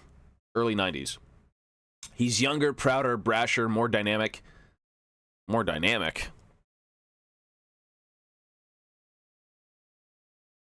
Kind of. A little bit. And most importantly of all, shirtless. This is like Gangplank the Betrayer. This is young. This is a young, vital king of the Slayerhold committed to finding those... finding the through line between the burden of the Slayer vow that has dogged his bloodline for generations and the oath of kingship he is similarly bound to uphold. Yeah, non-metallic metals, absolutely. do all that stuff. I mean, to me, this doesn't even look like a gold almost. It looks like a non-metallic metal. No way, right? All right. Yeah, dude, you got to deck this guy out in tattoos. I was reading, you know what I was reading last night was a color story with Twisted Fate. Because I talked about Twisted Fate's lore on the League channel, and I think I got a little bit of it wrong, and I just wanted to go back and make sure I was kind of current. He's not born in Demacia and whatnot, but, like, he's traveled to Demacia. Anyways, regardless of that, regardless of the stuff I got wrong, the flavor text of stories and, you know, books and whatnot, like, Twisted Fate has tattoos all over his hands. You're never going to see that in game. You're never going to see that anywhere. And it's kind of cool that they threw that in. You know, just a little tidbit, but, like, Ungrim could use some tattoos, you know? His King of the Slayerhold ability allows him various unique army composition options when he's taken as a general of a royal clan army of infamy, mostly themed around Slayers and Doomseekers, though he can also join a unit of Hammerers. Okay, Kingsguard. I would love to have seen maybe, like, what if you had, like, weird Slayer Hammerer dudes? King of the Slayerhold. Torn between his oaths as a Slayer and his oaths as a king, Ungrim Ironfist leads armies of Slayers to battle alongside his own royal guard. Right? Ungrim Ironfist may join a unit of Hammerers or a unit of Slayers, even though he does not have the Loner special rule. A unit of Hammerers joined by Ungrim gains the Immune to Psychology Unbreakable special rule. Unbreakable Hammerers. Wow. In addition, if Ungrim Ironfist is taken as the general of a royal clan army, Demon Slayers, Dragon Slayers taken as character choices, 1 unit of Slayers as core, 4 Doomseekers as core. Interesting. I don't know if I really like the Slayer army idea, but cool. 40k stuff a little bit. He has an astronomical weapon skill of 9, which combined with the Axe of Dargo means he's making 4 magical attacks each round at a strength of 6 and an AP of -3. He is, to be short, a menace. Pretty sure the Axe of Dargo grants him +2 strength, so maybe that's strength 8. I don't know if that's believable. Is that already in the profile? I don't know. Axe of Dargo is supposed to be +2 strength. Oh god, the old boomers! Prince Ulther's Dragon Company. From the entirely new to the extremely old, we turn to the most venerable, made-to-order in Warhammer history, Prince Ulther and his Dragon Company, who were originally sculpted for the release in 1985's Prince Ulther happened because we truly like classic models. And classics don't get much more venerable than this. We went looking for the old molds in the factory, and then had a new mold to recut. Okay. I'm not really a boomer for this. I didn't grow up with Dragon Company. It's probably going to be very expensive and just aesthetically isn't for me. I'm not too big into Old Hammer. I'm more of like a Middle Hammer person. This is Old Hammer, for sure. The Dragon Company can be used as Imperial Dwarf mercenaries in Warhammer the Old World, but these miniatures actually predate that lore and have specific rules for using them as a Regiment of Renown, which are included in the packaging. Ulther is an outcast, his hold has fallen, and he's out there in the world trying to regain his honor with his kin. Imperial Dwarves can be taken as mercenaries in Dwarven Mountain Hold armies, where they're essentially dwarf warriors with access to spears, or they can be hired by Empire armies, which is rooted in some of the older material from Warhammer Fantasy Battles. Yep. With dwarf communities living and working in imperial cities, the profile is deliberately flexible to allow players to use older metal minis to convert new pieces, or converting new plastics. Okay. Not really my thing. Like, mercenaries and regiments of renown, cool, but, like, I'm not buying this. Nah, it's not for me. I'd rather just convert them, as they said. Convert newer plastics. Malachi's Goblin Hewer without Malachi. So there you go.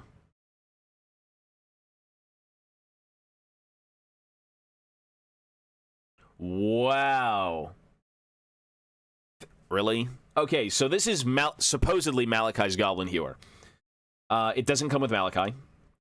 The Goblin Hewer is another interesting unit returning. It doesn't come with Malachi McKyson, because he hasn't been born yet, but we delved into the lore and discovered that Malachi might not have invented everything he says he did.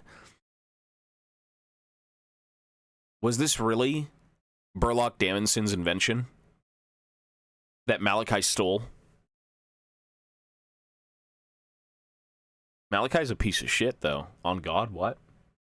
I don't know if I like that. I kind of like Malachi.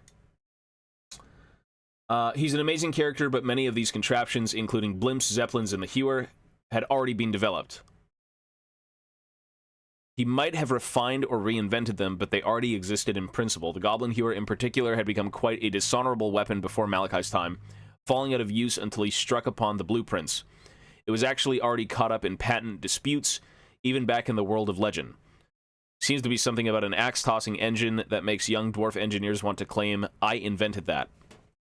He did reinvent, like, the Thunder Barge and whatnot, and, you know, the Spirit of Grungni and all that crap, because it was in the War of Vengeance, like, the first ever airship. And Malachi's not close to the War of Vengeance. Interesting. I don't know if I'm, like, a big fan of that. I really would have hoped that Malachi, you know, oh, he's so wild and inventive, and he created this because he's a fucking nutcase.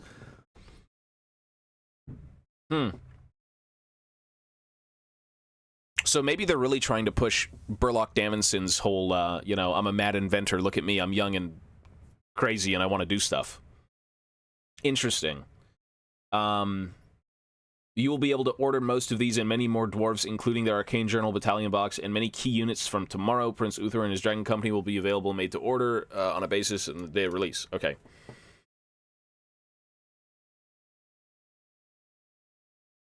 But don't expect to see any Thunder Barges cruising over your battlefields for this foreseeable future. Turning our boy into Edison. That's interesting. I think, to be honest, I really hoped there would be more in the way of a showcase. Like, this didn't really do it for me. It was cool to see stuff like this, but show the sprue, show some more stuff. This article's kind of just okay. This is like,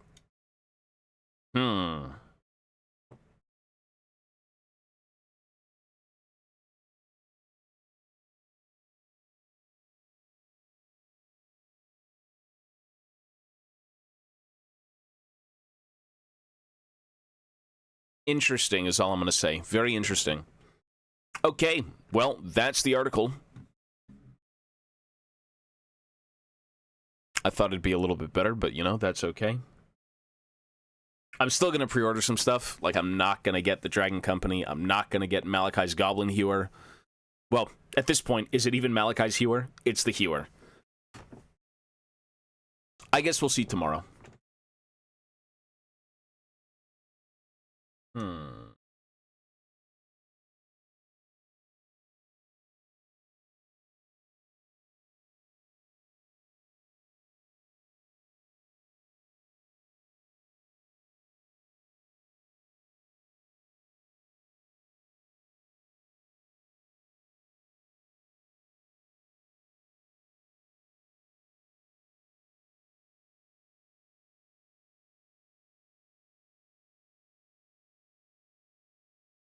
I guess they're trying to justify selling the Hewer somehow. Exactly. I think that's exactly what it is. Do I hate that? No. Because the Goblin Hewer was a very cool unit, and also to tie it into, like, Total War, because the Hewers kind of have now their way in the game. I've been waiting for these pre-orders since the trailer dropped. Love me some dwarves. Yep.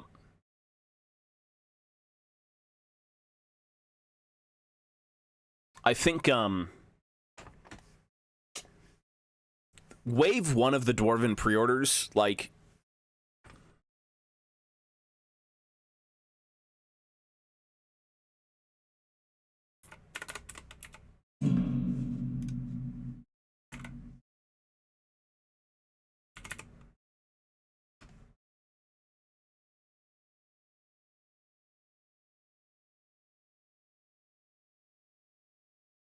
So these guys, right?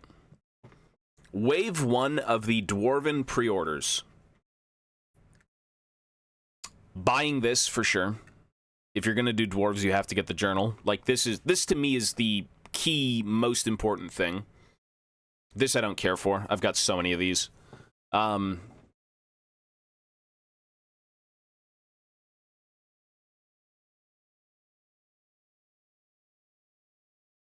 Kareza Karak too, eh?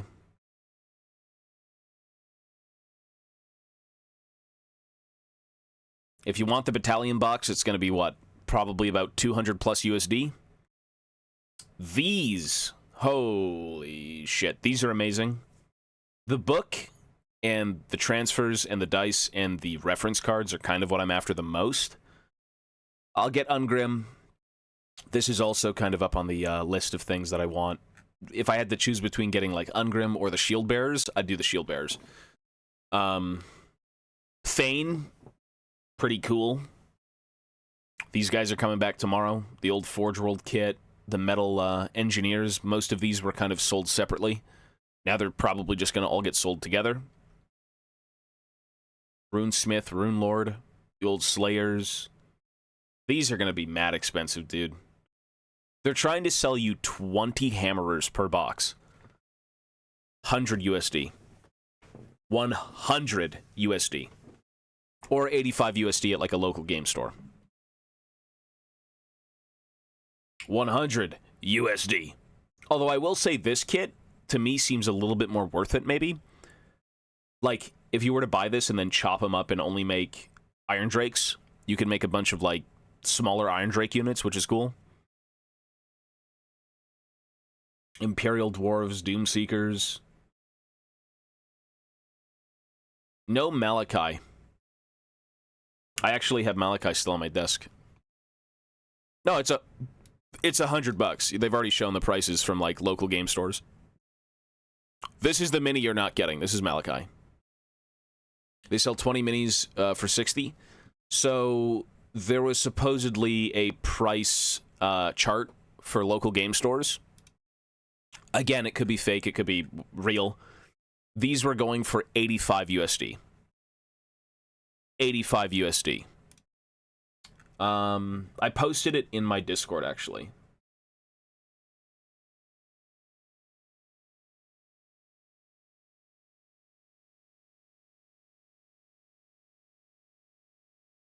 It's not necessarily... Well, I mean, A, price increase.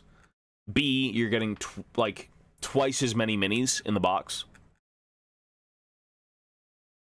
I believe what was posted. I think the person who posted it is probably very legit. So the Arcane Journal is 28 USD. I believe they retail, like, 30, 40 something like that. So this should be 28 at a local game store. 185. Dwarf Lord with Shield Bearers, $52. Ungrim, didn't put any Ungrim prices. The Dwarven Mountain Holds dice are $44, which are 44 bucks. The Runesmith is 30. That's crazy. 30 bucks for a fucking Runesmith? Seriously? 1, 2, 3, 4, 5, 6, 7, 8. 32?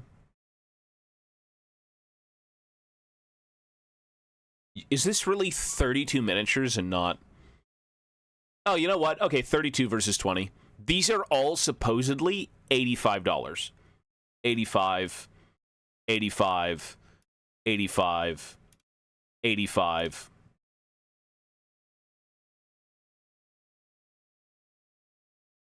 Any Skaven update? No. I can't think of any. We can also check the Games Workshop website. Let me go to USD.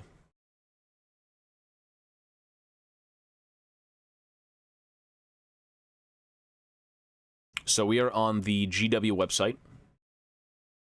If we go to more, I think that, yeah, the Dwarven Mountain Holds tab is here. Let's go. Defend your territory with ranks of Dwarven warriors and let the power of relentless grudges and mystical runes fuel your fight. Tomorrow.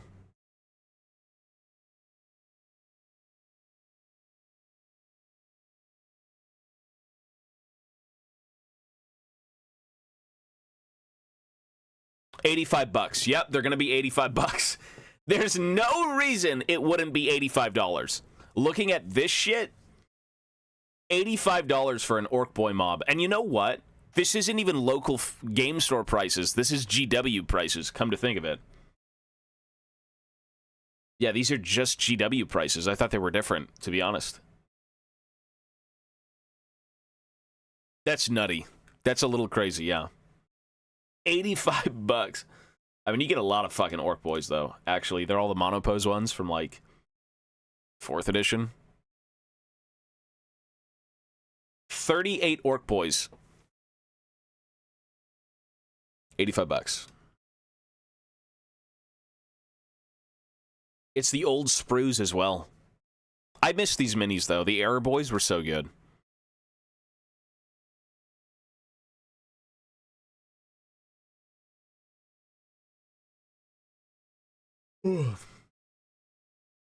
$30 for a shaman, so probably $30 for, like, the Rune Lord.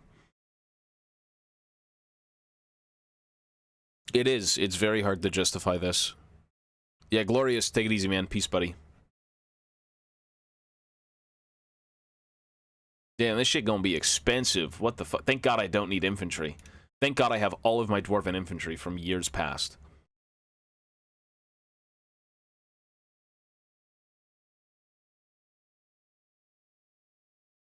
The engineers, I'm thinking, are going to be maybe, like, around this price point. Like, $40, $50 USD.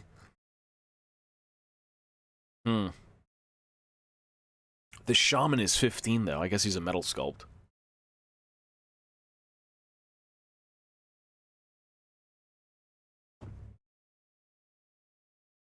That's crazy. Building armies is always a financial nightmare. How much do local stores go above MSRP? Local stores are, I believe, a 15% discount or so. Anywhere from, like, 12 to 15.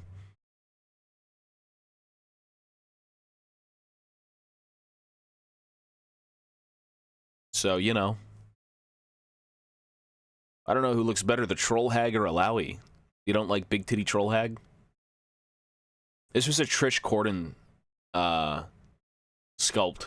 She did a lot of, like, the old Forge World stuff. It's great. It's a great sculpt. It's just, like, terrifyingly titty. Like, it's great, though. That's what a Troll Hag would be. If they re-released this mini in 2024, they'd give the bitch a bra. Let him hang. Like, that's just fantasy, dude. I don't think the trolls are, you know, too wary about what they're wearing, right? They're creatures of, like, slime and filth, and they live in rivers. That's funny. This is a 15-year-old... You gotta be 15 or older to get this kit. This is so... Games Workshop would never release this today, which they did, surprisingly. But it's great. It's so good.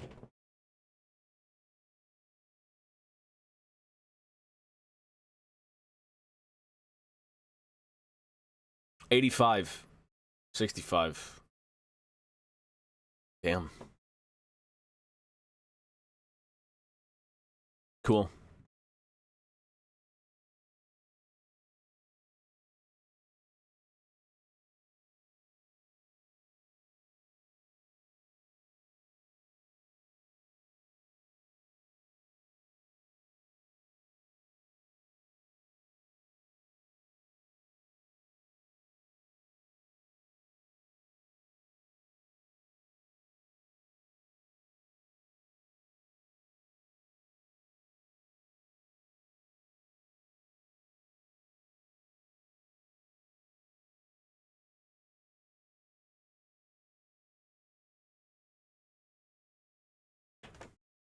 Oh, yeah. Anyways, we'll work on a little bit more stuff here, and then we gotta go, because we have to go clean. place is in a little bit of disarray since Ivana left.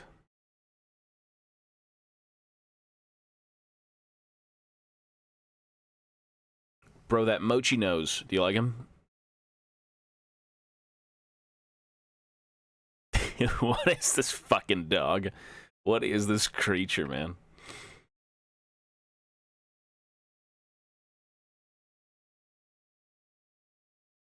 I love Mochi. Mochi goes absolutely berserk when we take him for walks. I took him for a walk yesterday, and he just runs around.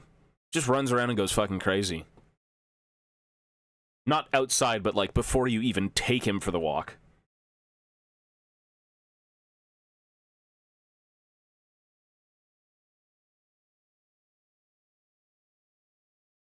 I love the joy that dog has for life. More people need to be like dogs, but not in that sense, you know? Just be happy. Be simple creatures. Can you roast my non-metallic metal? I can't do NNM, so, you know, hey, post it in the Discord, dude. Post it in the hobby Discord, and I will give you my thoughts, I guess.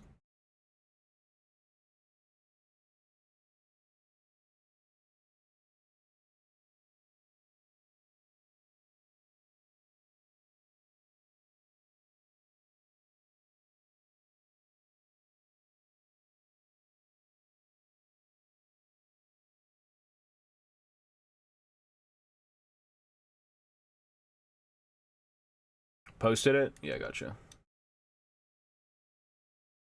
It looks really good, dude. Yeah, I mean, it looks pretty clean to me.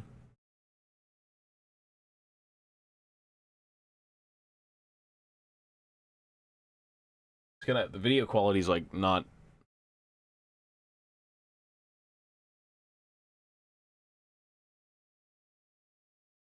I mean, to me, it looks really clean, dude. In a way, for my subjective taste, it almost looks a little too clean for Chaos, but that's my subjective taste. But, like, it's solid as fuck, dude. Looks good. Yeah, Discord doesn't have the best video quality.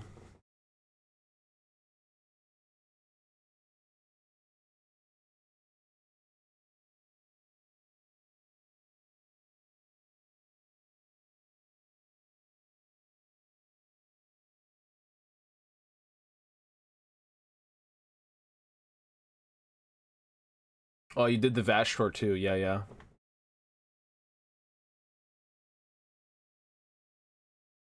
No, I haven't played a single game of the old world. The last fantasy anything I've played was 7th and 8th edition. So I'm gearing up for old world. I gotta redo my armies, and I gotta, be about it. Before that, I played, or rather after that, it was like Age of Sigmar, 40k.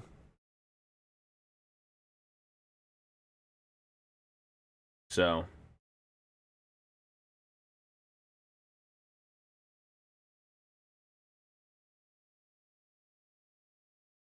Just takes a long-ass time to get anything going.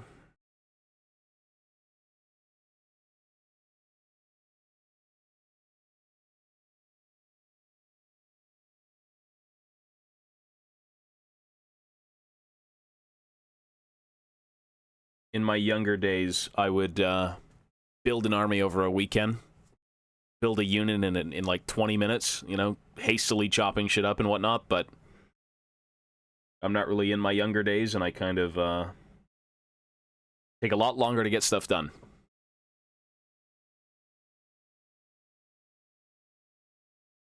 Gotcha. Well, I mean, hey, maybe there is something in the future. No, your work is really good, man. And not everyone that finishes minis needs to play. You know, you don't need to go play a 2,000 point game, a 500 point game. It's just if you want to, and if you can, I suppose. People are heavily ingrained in the lore and everything surrounding it, but maybe not so much the game.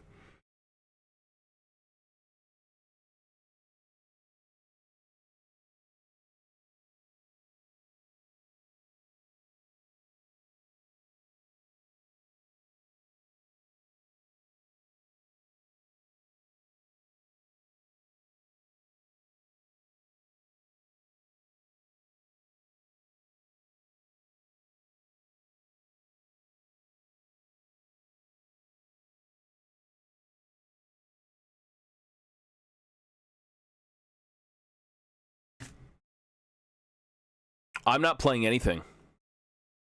I'm playing nothing right now. No, I'm just hobbying. I will be playing once I can get shit together. I played on Tabletop Sim. That's the last time I fucking played. Physical Warhammer was played, like, probably 9 to 10 years ago. Tabletop Simulator Warhammer was played years ago, for sure. 6th edition, I feel like I chose the wrong hobby, though, because I never wanted to play, and I just wanted to play and never really enjoyed painting. I mean, yeah, you're probably better off just playing online, then. If you like the game, but you don't like the hobby aspect of it, you can play online. You can play full games of tabletop anything.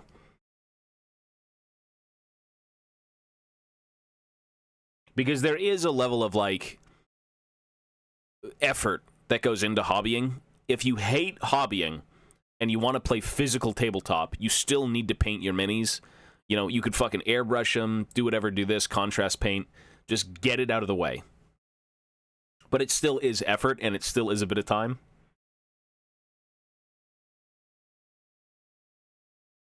For me, I'm kind of interested in everything. I love gaming. I love competitive gaming, not like turbo, sweaty, try-hard, win at all costs, but I do like winning. But I also like hobbying, and I love the lore, and I love the painting, and I love the modeling aspect. So for me, everything is slow, because I love it all. I love all of it, you know? Some people are very indifferent, and again, just want to get shit on the table, and I like that, you know? Right to the point, but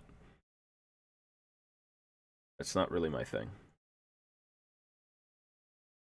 It's like, with how much money you spend on this fucking hobby, I want to do a little bit with it.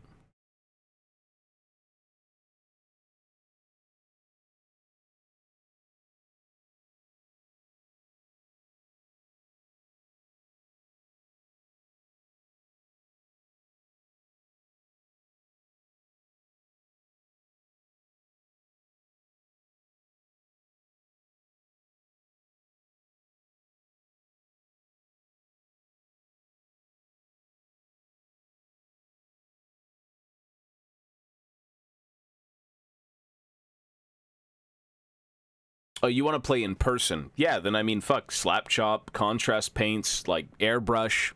Just do that, man. If you want to play in person, which is always better than playing online, beat the hobbying and just get shit done.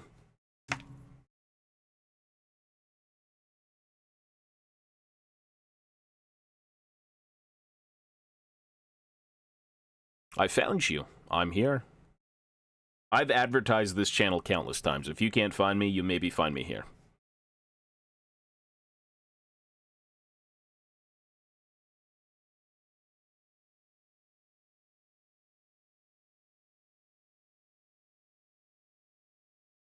Extremely relaxing and also quite literally harmless. Most hobbies should be harmless, I'd hope so. It's not like paying taxes are going to work, yeah? Like, I'd hope so. If your hobby isn't harmless, is it a hobby or is it, like, work?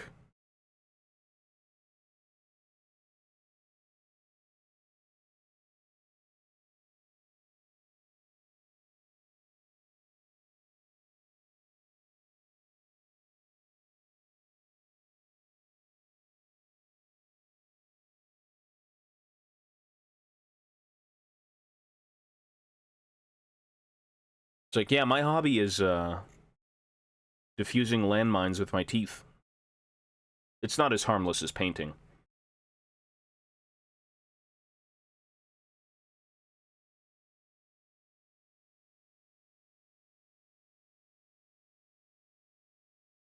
I mean, YouTube videos. Whenever it comes to anything hobby-related, YouTube.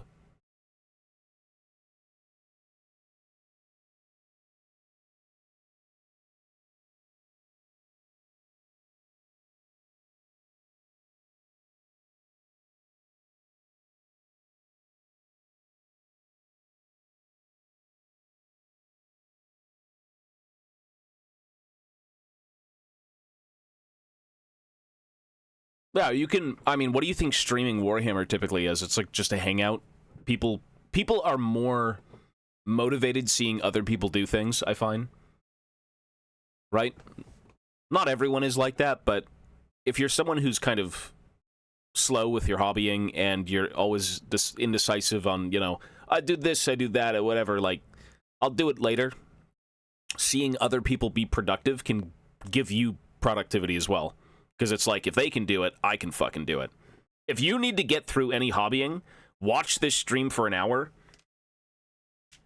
I will sit here scraping this backpack for 3. If that doesn't motivate you to do something with your hobby, I don't know what will. Like, you can get shit done if you just kind of give it a bit of time.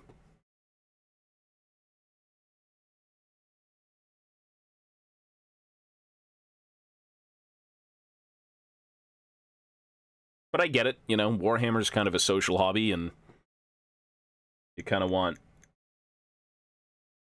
to do things, and, you know, you play games with other people and whatnot, so it's just more motivating seeing other people do it.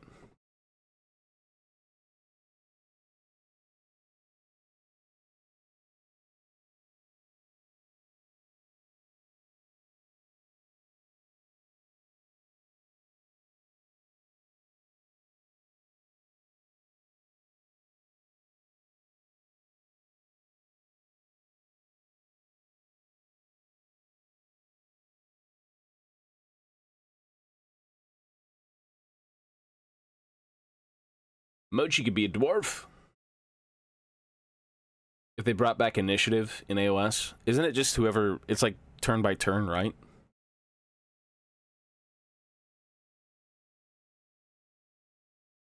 Yeah, I mean, Warhammer is more of a game that you'd rather play than watch, to be honest.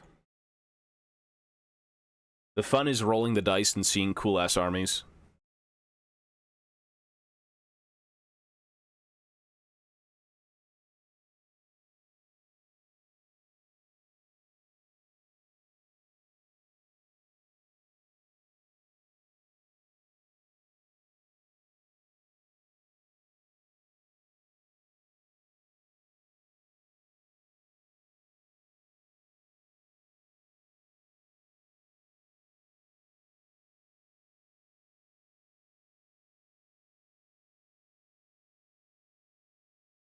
Of course I have. I'm going to do it today as well. I think I'm done. When I'm done with this axe, I have to go. I really, really, really need to go clean. Or, you know what? Maybe I could do one more. We'll see. It's only, about 11.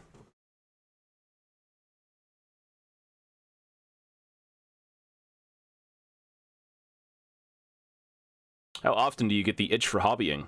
I do this every day. When I get my bits, I ordered maybe like 50 to 60 bucks worth of bits. When I get all of that stuff in, I'm going to be hobbying even more. I do it as much as I can.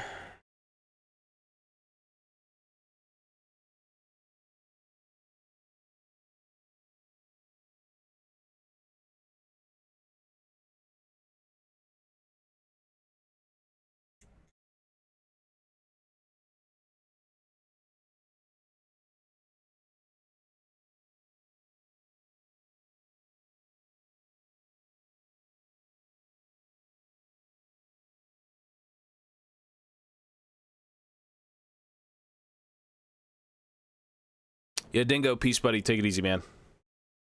Hey, happy birthday, dude. Good luck with that. Pray you're not 30.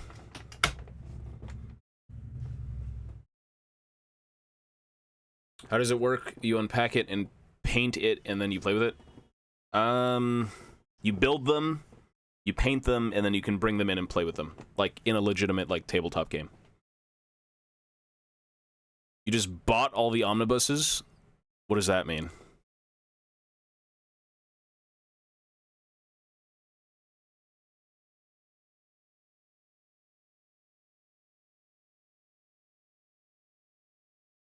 You acquired all of them legally?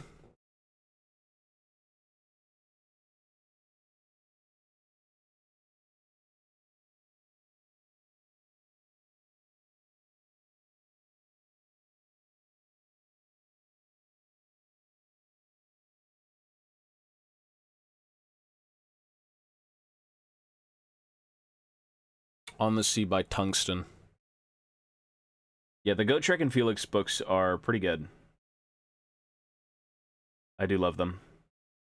And I love Snorri. Snorri will forever be the GOAT. Forever the GOAT.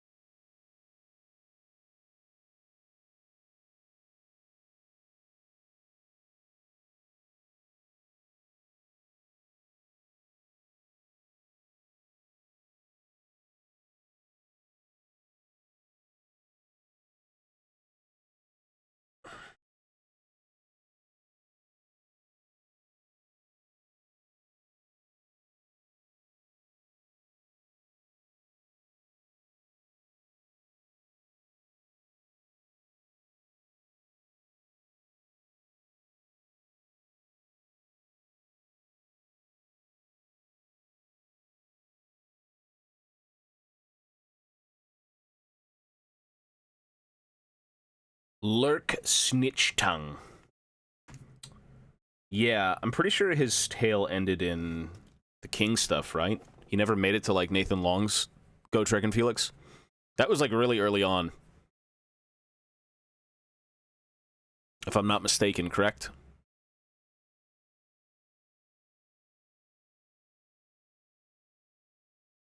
I love the picture of Mochi. Dude put his snout on wrong in the morning. I don't even know what the fuck he was doing. I think he was breathing or something. I don't even know. It's a weird photo of Mochi. I don't know. It's cute. I like it, you know?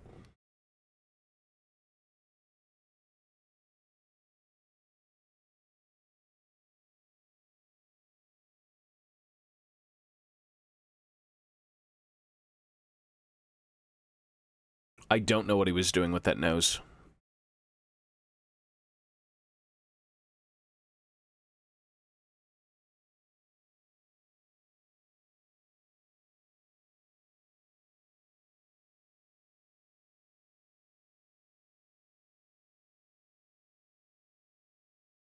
What a weird angle.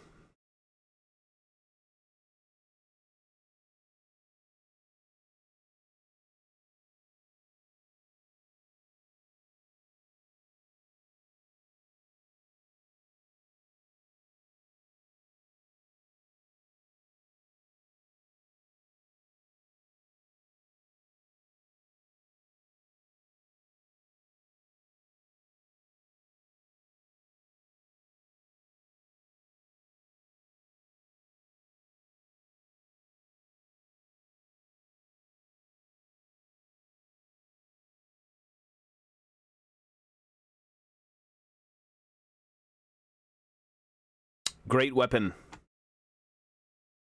Kind of. Not really. It's like a long hand weapon, but they call it great weapons. It's a ranger's great weapon. It's good enough. It's the exact same size as a hand weapon, though. Or maybe it is a hand weapon. They come with hand weapons. Maybe it's both. Because great weapons are fucking big. And I don't know how you'd pack great weapons into survival packs and then run around the wilderness with them. It'd be way too cumbersome.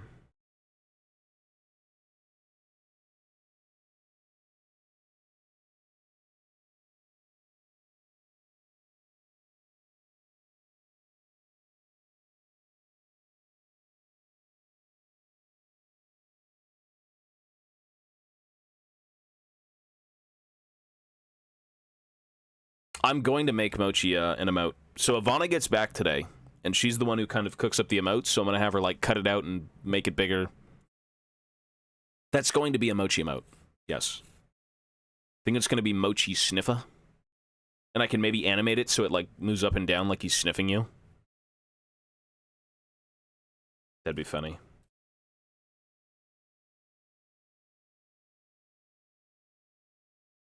Mochi Sniffa. Or like Tobias Sniffa.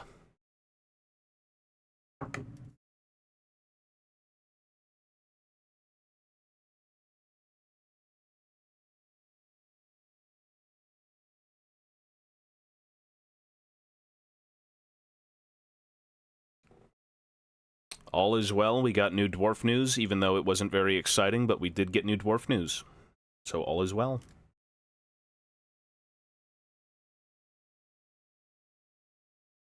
Yeah, maybe we can do the other one too. If we can get before noon.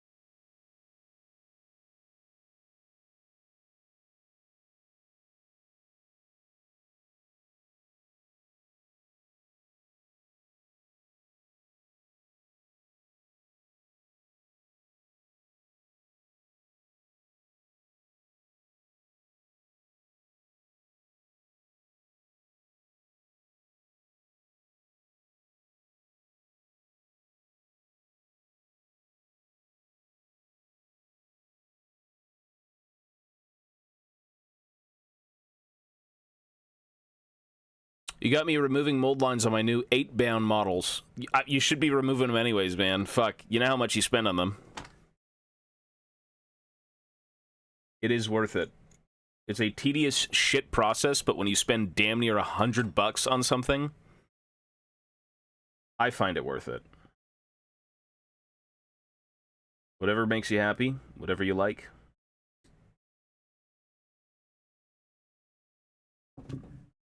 Yeah. It's good. It's just good, too.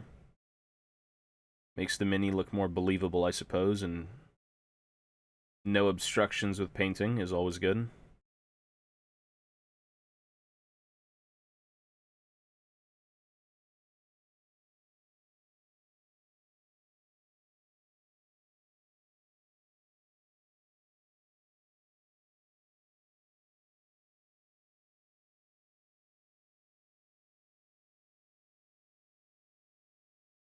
Did you fix Mochi's bent schnoz?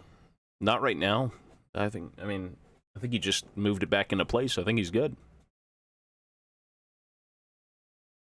I can't stand mold lines. Nobody can, man.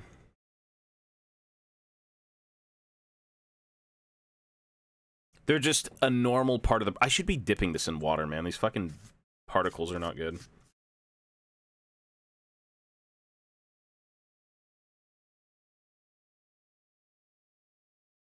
Yeah, when it comes to mold lines, it's either you're too lazy to do them and you just don't give a fuck, or you're too obsessive and you give too much of a fuck. Yep. Yeah, for sure. Me too. I mean, every single dwarf warrior, if I can... Yeah. Well, as an example, let's just say this guy, right? I'm just blue tacking something together for, like, conceptual reasons, but when you glue the front torso to the back, there is always a line. Always a massive gap because these kits were all hand-sculpted. They weren't perfectly put together. And for that reason, every single miniature that I'm doing needs milliput gap filling. Milliput gap filling, or just the level of, like, scraping things down and then, you know, cleaning them up. But I love it. I grew up with this stuff. I don't really care. You know, it's just more of the hobby aspect of things. I use my plastic glue to dissolve them. Mold lines? People do that, yeah. I've seen people definitely do that.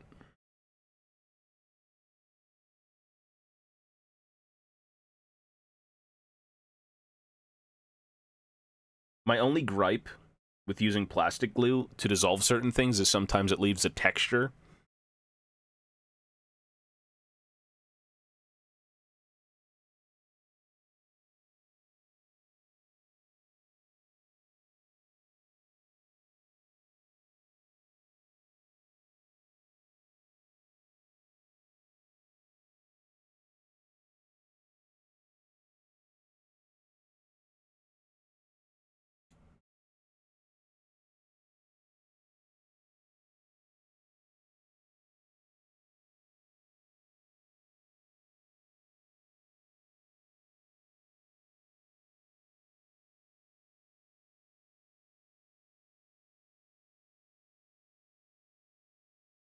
Thoughts on basically everything being plastic nowadays. I've still got my tin figures and enjoy the feel of them.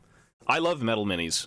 Like, metal minis, certain sculpts can never be brought back in metal, or never be translated to plastic. What they've been doing recently is they're turning old classic metal sculpts into resin. Not fine cast resin, thankfully, but a better resin, kind of like what's used in Forge World. I guess it's metal, not tin. It's whatever it's composed of, but like typical, it's just a metal, right? The white metal minis. I'm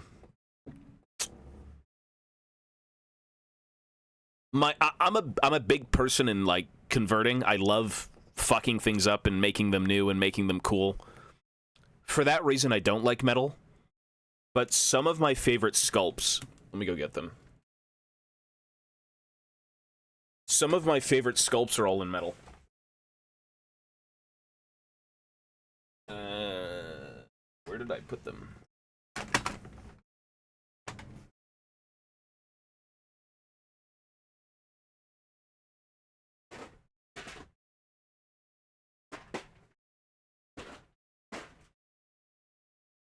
Yeah, so some of the first bits of Warhammer that I got into were the Perry Twins Lord of the Rings stuff.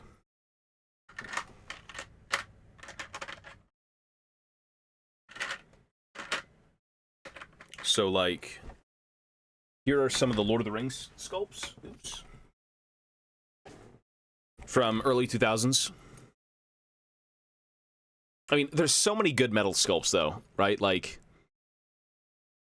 Perry Twins, Dwarf Warriors, Khazad-dûm, just generic Lord of the Rings Dwarf Warriors. So good. Love these as a kid. Khazad Guard. The Elites. You know, there's problems, like that whole axe needs to just be completely fucking, like, reworked and cleaned up, and it's gonna take forever. Balin.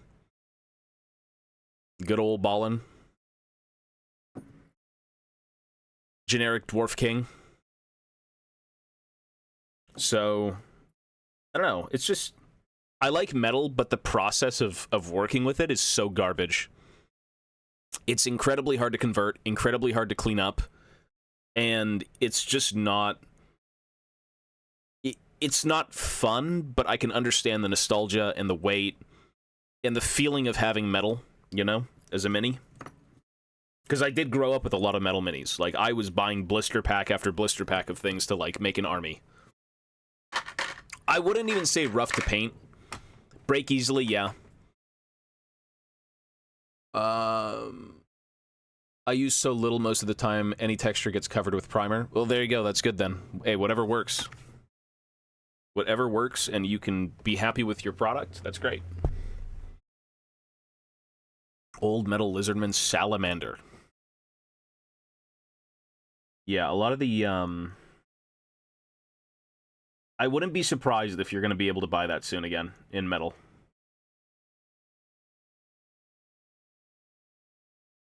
Again, certain sculpts... So, I believe the way it works at GW is the studio prints, the studio castings are all in resin. I don't know if you've seen studio resins. They're fucking amazing. They're completely impeccable. Like, you'll have metal minis done in resin. You'll have plastic minis done in resin. They're so well, like, not a single line, not a single defect, nothing. And I would love that. I don't know the process in coming out with, like, studio resins and whatnot, but Jesus Christ, it saves your ass. And they're resin, so you can chop them up and do different things.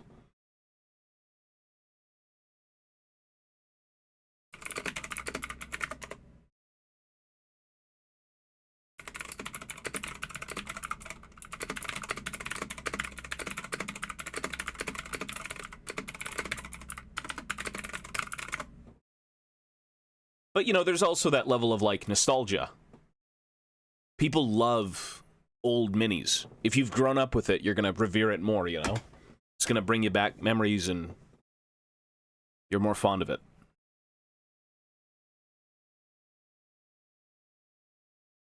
But again, I still do wish they were in resin sometimes, you know?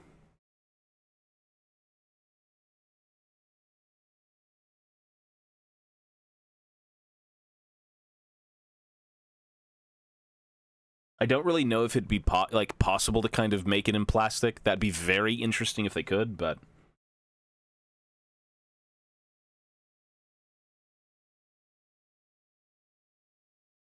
the only thing I'm not really a big fan of is fine cast.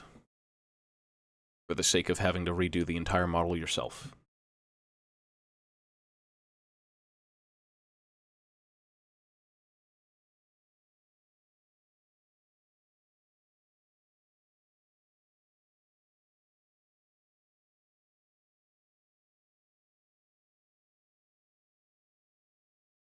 I've done 3D printing, yeah.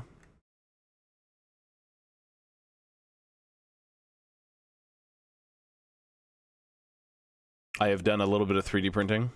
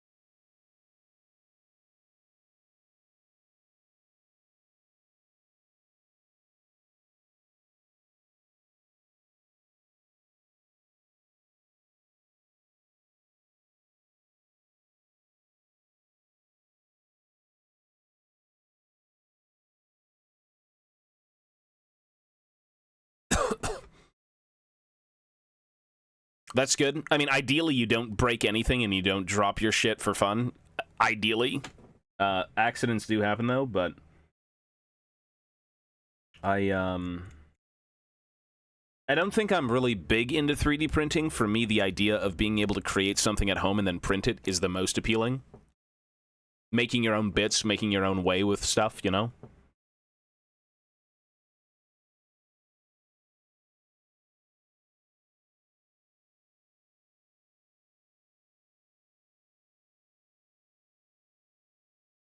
Should be dipping this.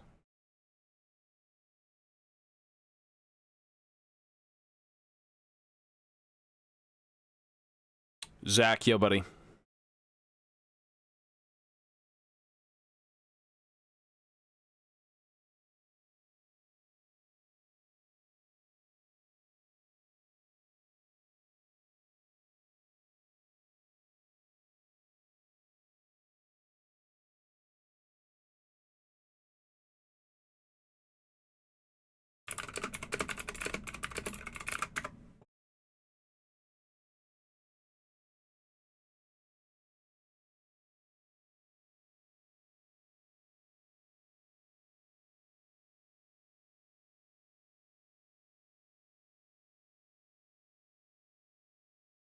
You can create it in Fusion 360 and then print it.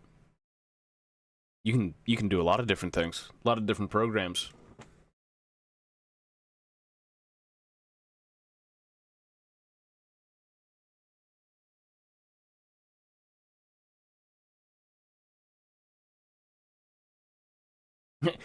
What is it? Okay, you guys, Ivana's at like Niagara Falls, right? And they have so many weird gimmicky things at Niagara Falls, and she was able to dress up as a fucking pirate. And she sent me the photo, and I'm like, damn, that's me wench. That's me bloody wench. I mean, she looks like a she could be a pirate. Yeah, she could be. This is the only time she'll ever do this shit. When she's here, I'm like, yo, you like piracy? I want to go Pokemon. Damn, bro. Chill out there, girl. Sheesh.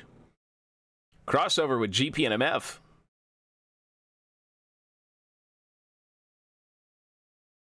Yeah, kinda.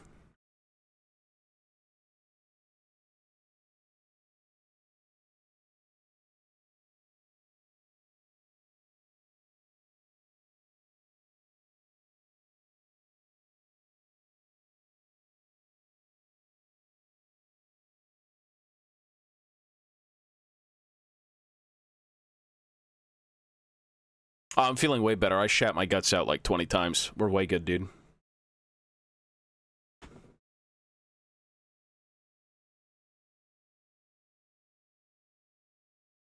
I am ready for tomorrow. Tomorrow is pre-order day! Finally! Tomorrow is pre-order day. I'm hyped. Sunday is Dead Space Day. I'm hyped. Today, we're probably not going to stream, like... Hang on.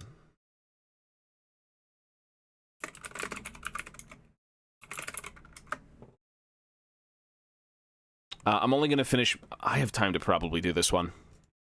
But I need to go clean. I have been here alone with Mochi for a few days. And,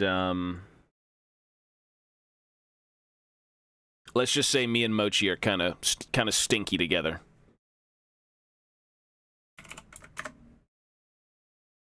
We're a little stinky. Unless she tells me that she's coming back later today at a certain time, then I can stream maybe a little bit longer, but I need probably like an hour or two to go clean. And then there's going to be guests here anyways, like brother, cousin. They got to stay over, so I'm not really going to be streaming.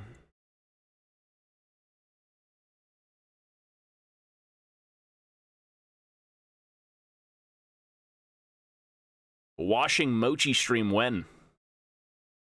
We wash his paws for now. No, Mochi smells like shit, bro. Mochi's peep. Okay, we took Mochi for a walk, right? Me and my brother. Mochi's running around.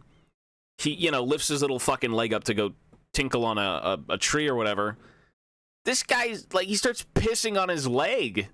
Like, he really does have the IQ of a bean sprout. This guy's not bright. He starts pissing down his leg. Like, I watched him piss in the kitchen because we have a little dog pad for when we can't take him out. He's sitting there looking at me. He's like... And he's just pissing, but it's in a puddle on his foot. He's not bright. There's a little bit of brain damage.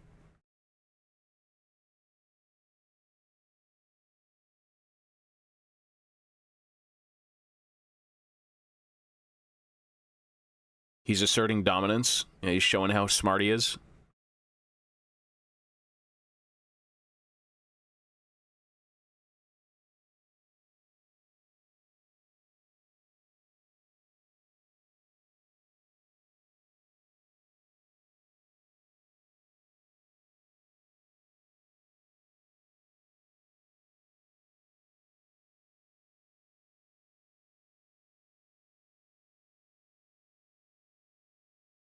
I've eaten rotten peanuts. They're fucking disgusting. Yeah, I've done that. It's not good.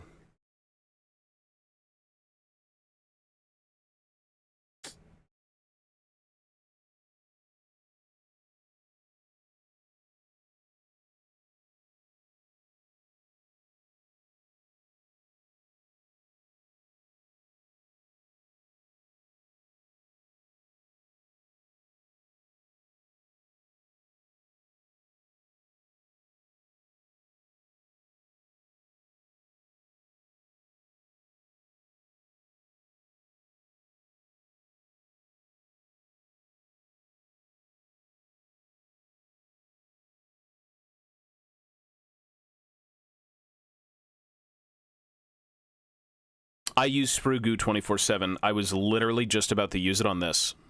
There's a little notch in my blade, and I'm going to Sprue Glue it. Or Sprue Goo it. I use this shit 24/7. Yep. Super good. You read my mind.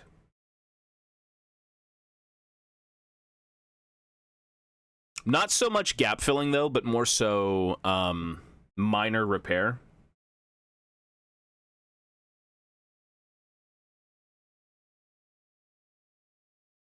Sprue Goo is really good at, like, dents and dings and things that you've kind of, like, either fucked up or just sitting in a box is fucked up.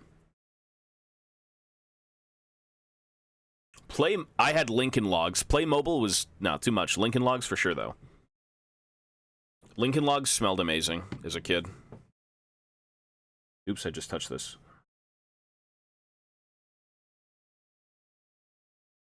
Yeah. Nah, that's a waste. That's a waste of time. Like, I'll show you right now. As an example. See this backpack here with that shiny bit of plastic? Essentially what happened was, when I was scraping it or when I was cutting it away, it put a divot. It basically, I accidentally carved out a bit too much. And all you do is you put Sprue Goo, you wait till it dries, and then you sand it down smooth. It is the fastest fucking thing ever. Takes 2 seconds. But you need to really let it dry, because it's going to be very mushy, and it's not going to go over too well unless it sets perfectly. So just wait a little bit, a couple of hours a day. Upwards of a day is perfect, I would say, without, like, really fucking it up. Because if you start scraping it or sanding it, it'll start being very gummy. It'll almost look like gum if you put gum on the ground and started working it with your finger into, like, concrete. So that's what I would do.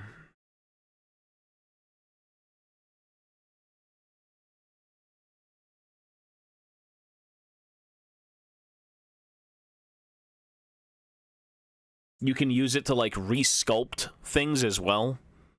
There was a Dwarf Warrior helmet that I had put a little bit too much of a divot in when I was cleaning a line, or cleaning, like, a horn off of it.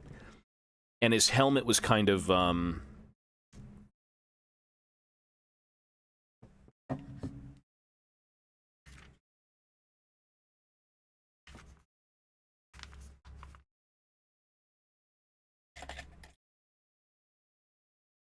as an example,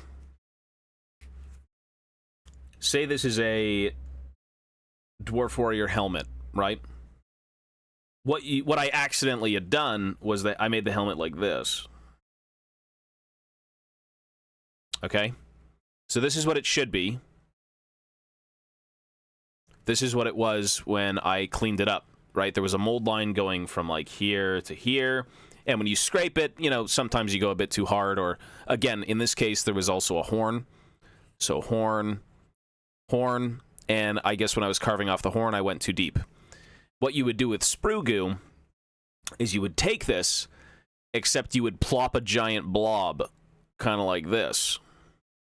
So it's clearly too much, but then once it dries, you sand it back down to this, and you would have something that looks like this. Right? Still plastic, but completely smooth.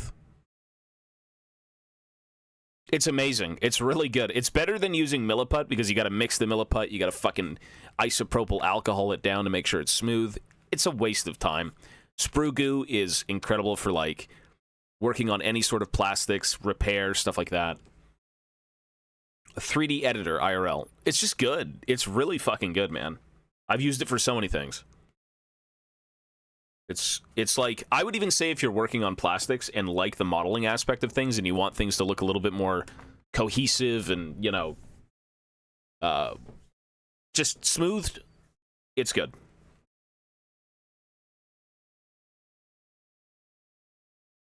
Just wait a little bit. Wait overnight. You can take your fucking thing and, like, mix it. Everyone kind of has their own consistency. This is mine.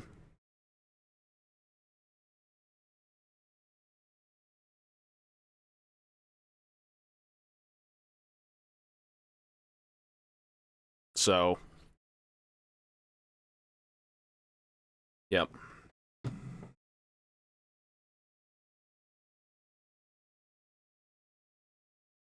I've never really used it for pure gap filling. You want more sprue in it, so it's a little bit thicker, I think. You know?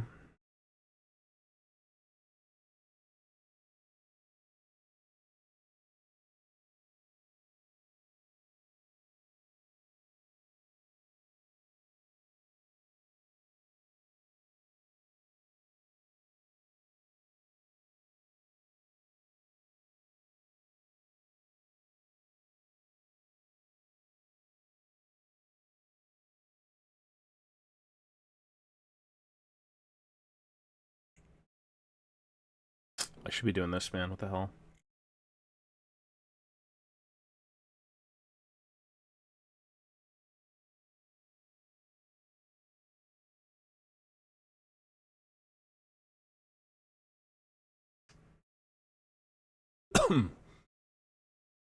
If it's very small gaps, yes. I wonder if you could even apply it with a brush. Like an actual... You know what you could apply it with is a toothpick, too. If you want to be really smooth with it, maybe, like, carve off the toothpick a bit. You know, point it out.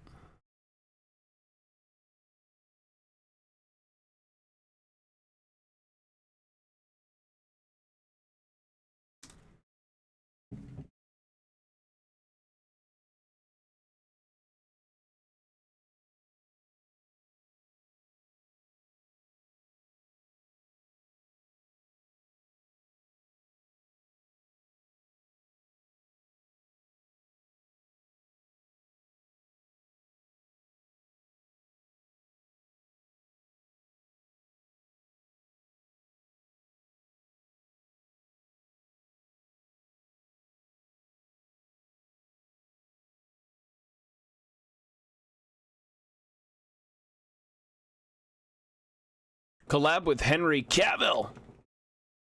I sold my Night Goblin army 10 years ago. Same. I had a Night Goblin army. I had a Greenskin army. That shit is way gone. I had conversions as well. I had a bunch of, like, Mangler Squigs killing a bunch of Empire Man.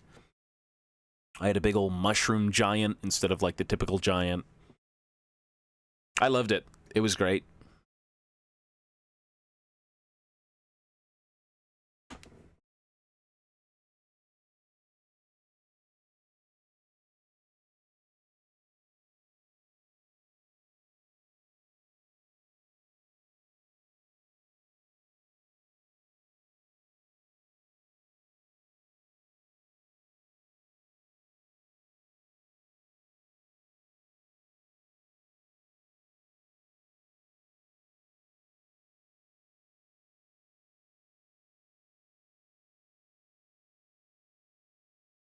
I should keep doing this, man.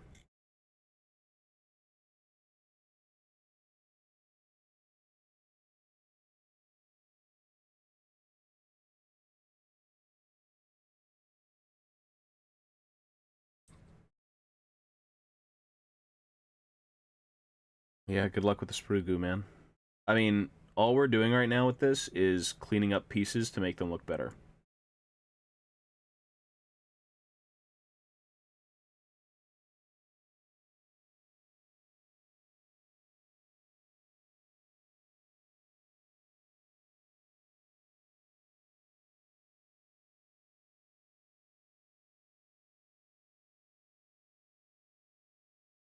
We're making the plastic look better.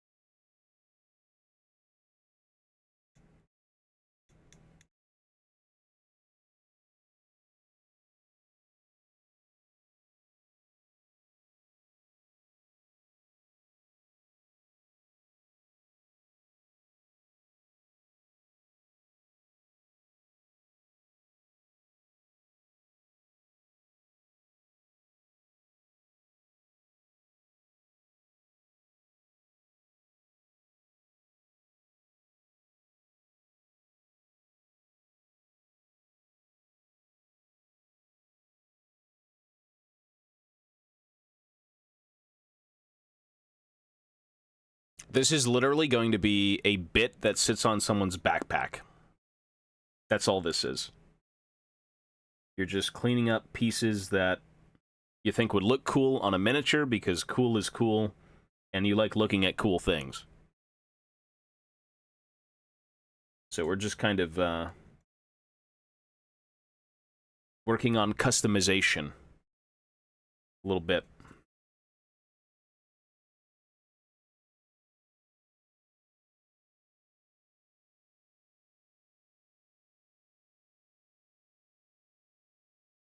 A little bit of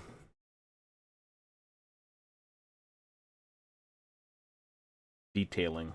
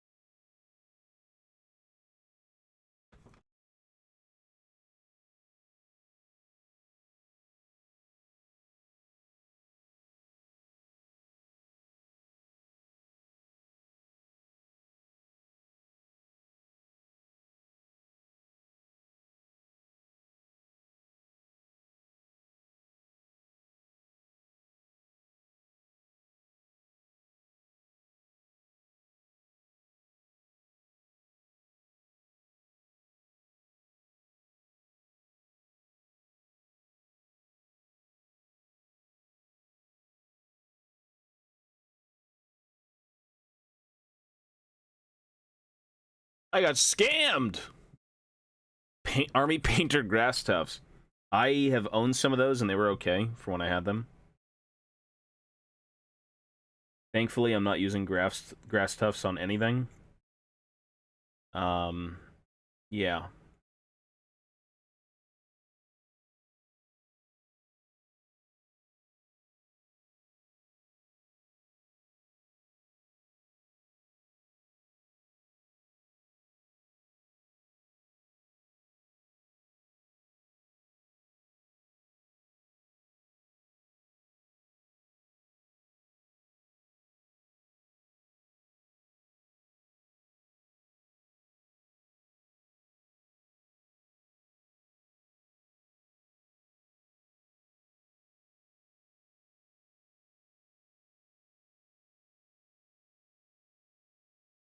Okay. Let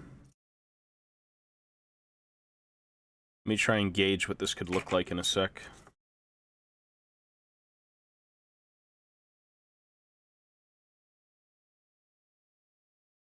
Let's see what we can do. All right, these quivers are done.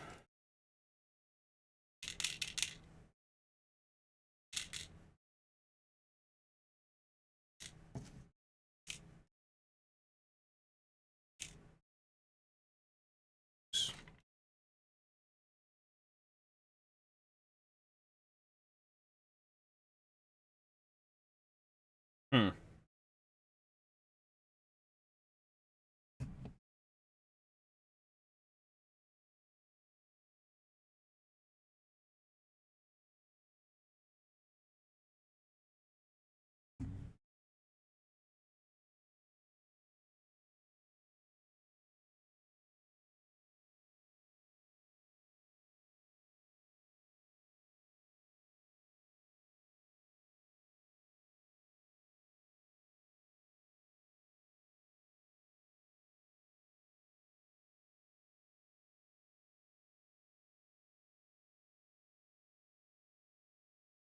I'd really have to chop the hell out of these things to even have them fit. Damn.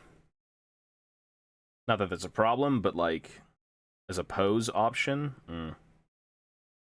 I don't think they'd even sit back here, though. That's kind of stupid, to be fair. That's kind of dumb.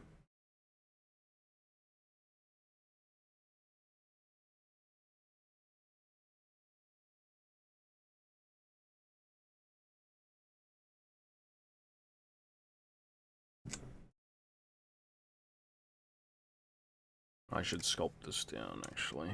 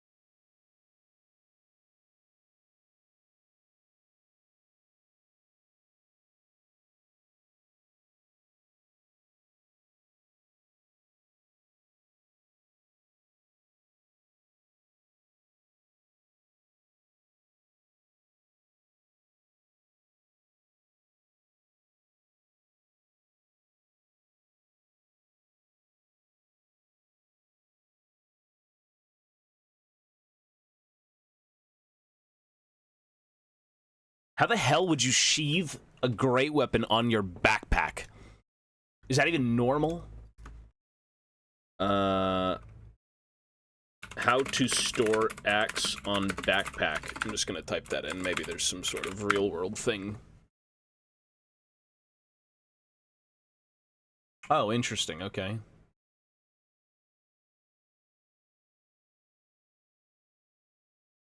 I love looking up stupid shit like this on Google Images. How to store axe on backpack. How to store pickaxe on backpack. It's kind of a cool thing to look at. That's pretty cool. Even if... yeah, it's a bit too crazy. Looks too big. Some of them have it sported like this. If you were to sheathe...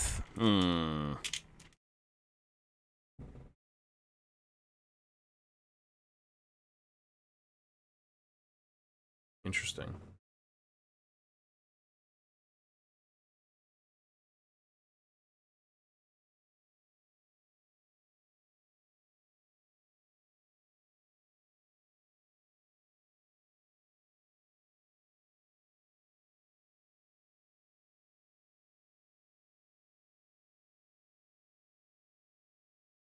Beautiful mug, yes sir. We've been this ugly since '96, baby.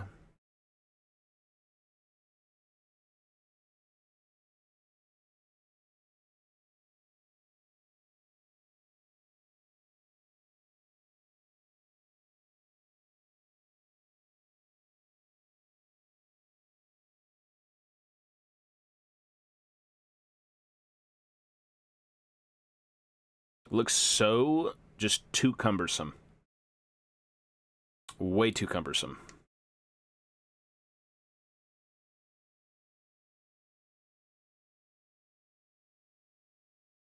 How the fuck would you even, like, is it upside down? What are the safest ways of storing an axe?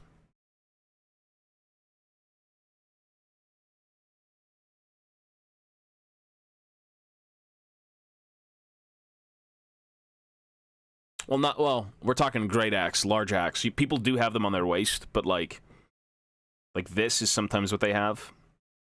But we're talking a big ol' axe, really big.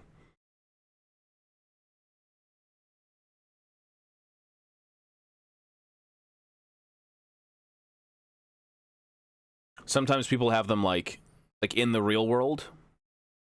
They have them like that.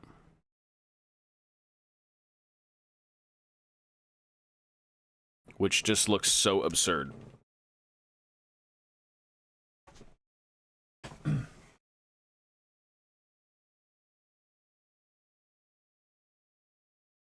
Thinking of smaller chopping axes. They do hang the smaller ones on backpacks, horizontally on top. I was thinking of that. Like this, but then it looks so goofy. It's too, even on the back, like if you were able to sling this and then put the backpack over it,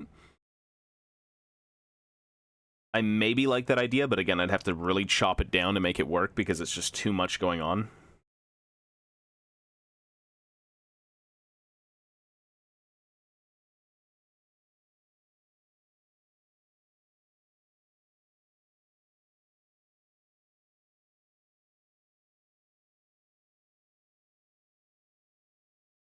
Aesthetically, that looks good, but if it was chopped down and worked, like, that doesn't work. You need to kind of, like, whittle it in properly.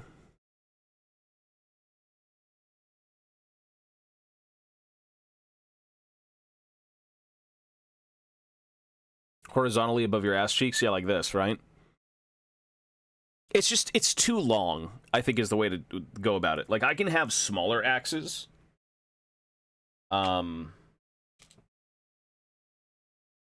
These are really, like, these ones. Yeah, for sure. Like this, hanging off the backpack. I've got some very interesting backpack pieces coming in that actually serve... Yeah, these are the ones... Yeah, these hang like this on backpacks, yeah.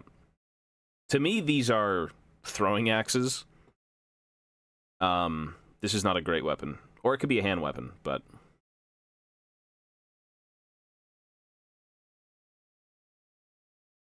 Just trying to cook up ideas for making things cool. A longer backpack.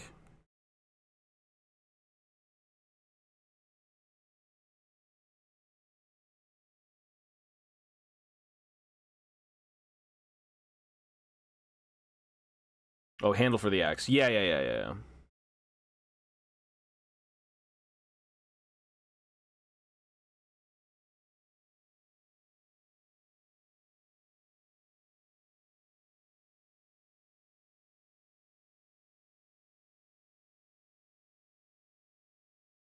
Ideally, aesthetically, it's supposed to be pleasing, so, like... I'll figure something out. But yeah, it could be under the backpack.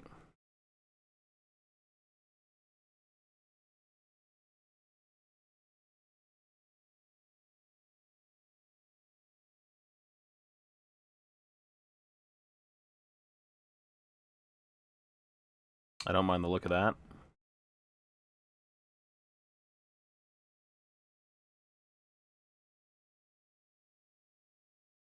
This is just blue tack. Yeah, it's just blue tack, like poster tack for like trying things out.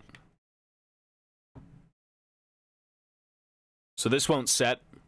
This won't do anything. It's just a matter of, you know, pinning things in, and you can just remove all the blue tack and you're done. But this guy was supposed to be... This pose in particular, I've already chopped out a lot of the bits for this guy, but...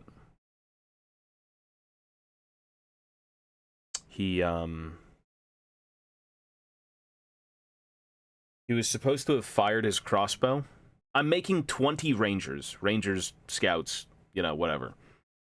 And they all come stock with crossbows, so you need to give them crossbows. But my idea for this guy was to actually have him had fired his crossbow, and his arm was going to be up in the air throwing a throwing axe, because they've also got throwing axes as an option. That was the pose for this guy. I've got to come up with like 19 more, but looks good. Looks all right.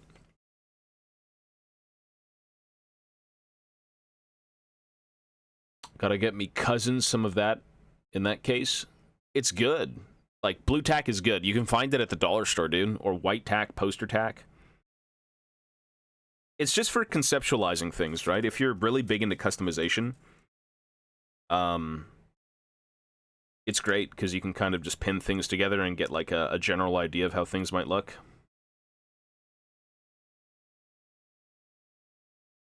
And then on top of this, there should be a sleeping bag.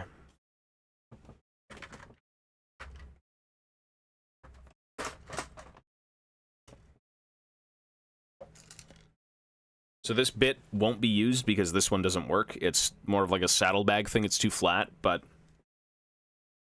they're supposed to look cumbersome.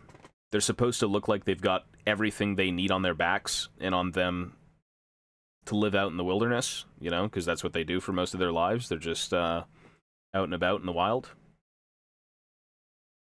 But when I get the actual bit in, it'll look way better. But something along those lines, you can kind of get what I'm going for. You know? They look like they're meant for the wilderness, in a way. Either way, though, there's not much real estate on these bodies for, like, any sort of bits, so you kind of, Are there tents? No, there's no tents. Fuck, even put this one here.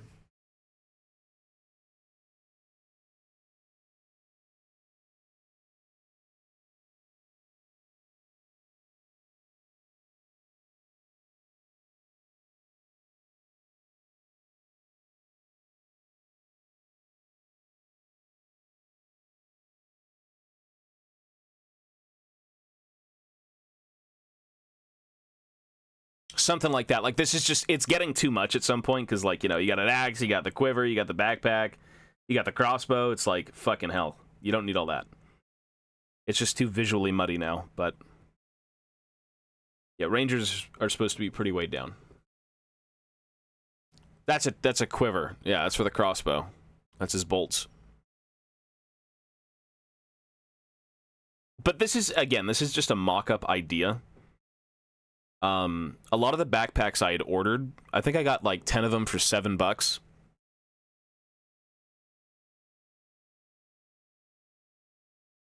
Hang on. And, it's a pretty good, hang on.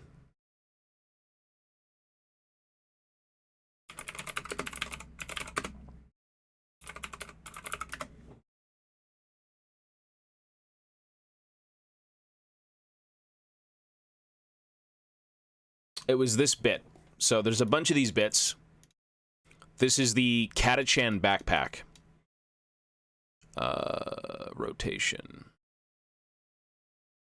So, what's interesting about these backpacks is that they already come with giant fucking blades sheathed to them, right? Like a big sword.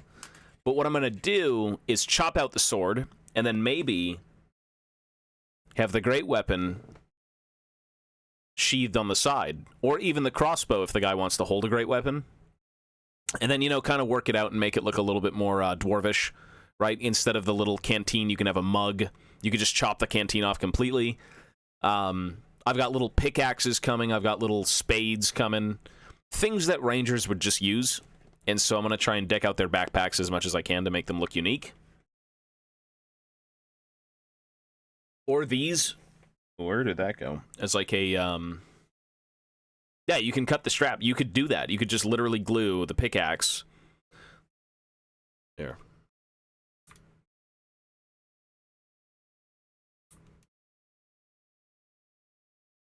You could just do this.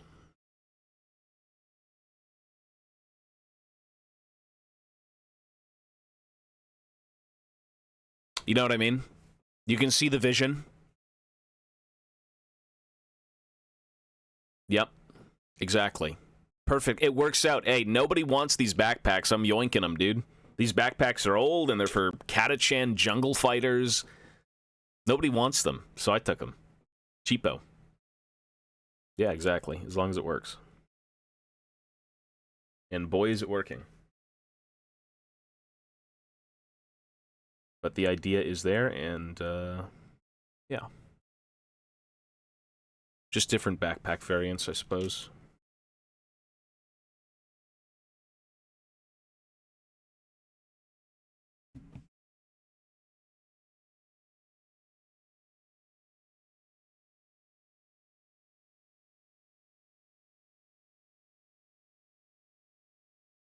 They don't all need to be turbo converted, but like just a few, so they look different enough.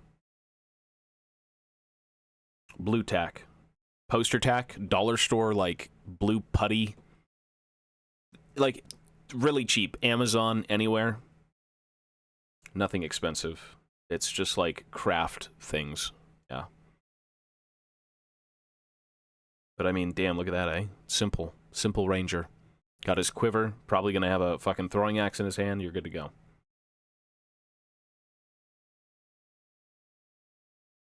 I like it. Anyways, let me clean up because I do have to go. Been 3D printing the fuck out of minis for the last 2 months. Hey, good luck with that, man. I've had my fair share of 3D printing, and I don't want to go back. It's so beyond convenient and amazing at what you can do with it, but my gripe was the process. The process of 3D printing will forever be the worst thing I've ever dealt with in the hobby. That is an unfun situation to be in for resin printing. So bad. If you've got, like, a spare room or a shed or something and you could throw it out back and not think about it, that's great. But that's not what we all have, unfortunately. So that's cool, though. Resin printing is limitless. Very limitless.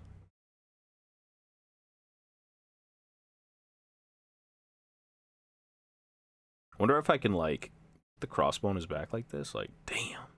What's he doing? Wonder if I was able to, like, chop his arms to make the crossbow, like, kind of over his shoulder like this. Kind of like the old Rangers. Can I try that? Just to see what it looks like.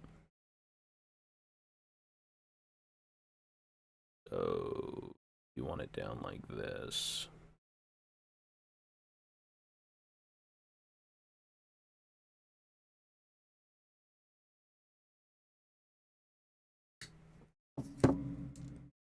You just chop it up and green stuff it. Yeah.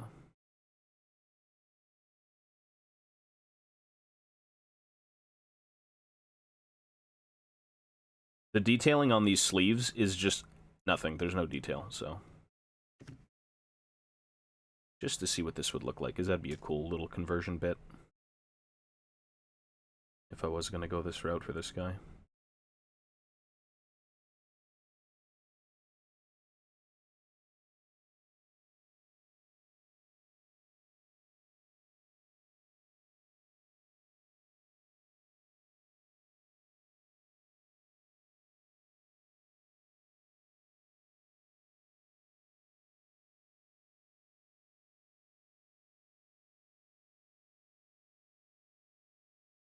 That looks sick. Yeah, that's kind of fucking cool, dude. I love it.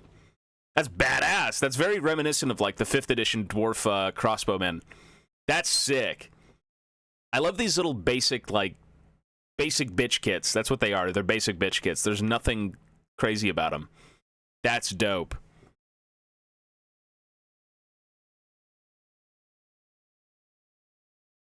I think the other one's,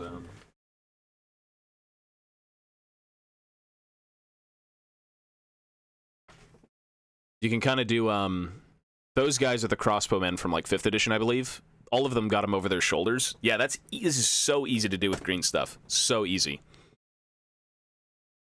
And the pose, dude, the pose is, holy, I love it. That's cool, man.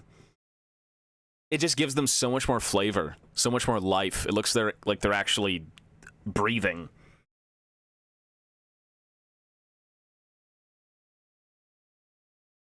Maybe doing it like this, having his arm extended, kind of like pointing with his axe.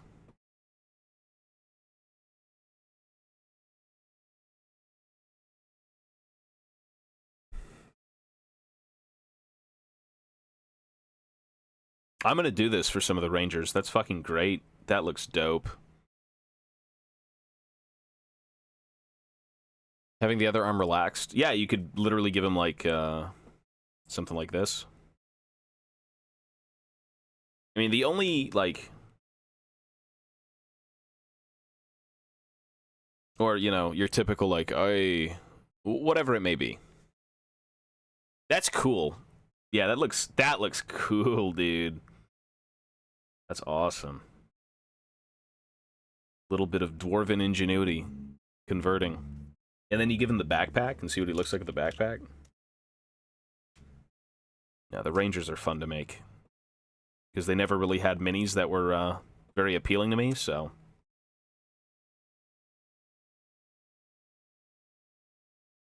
Oh, that looks so good. Look at that. Damn. What do you do with this arm?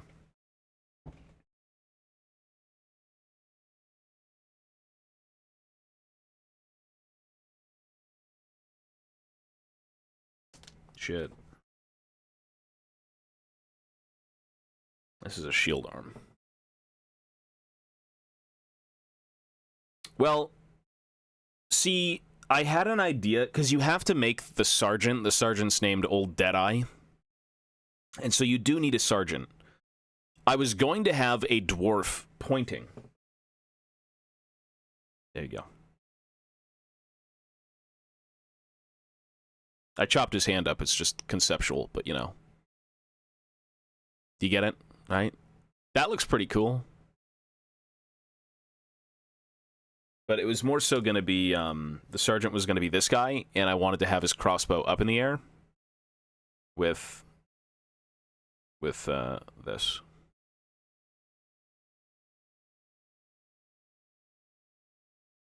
But again, very conceptual, like, you gotta chop a lot of this shit apart to make it work.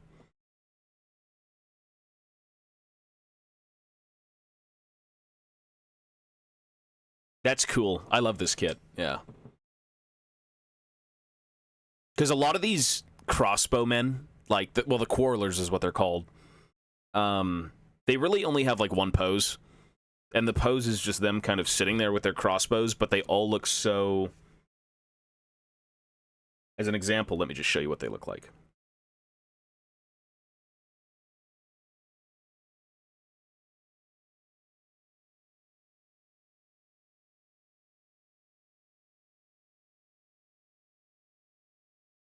So, there's two ways to pose your quarrelers and rangers. This is the standard version that everyone does, and they just sit in giant lines looking like this. It's kind of boring. Or you have the other pose, which is... It's basically this arm. There's no hand connected, so he's not actually holding it up. It's just kind of resting at his side. And that's it, really. That's kind of it. They're not the most, you know, fluid-looking poses, but they're easily convertible. Easily, if you just kind of sit here and whittle away for, like, a few hours. That's great, though, dude. No, you can't eat the blue stuff. It's bad. Mochi would try and eat the blue stuff, because he's Mochi, but...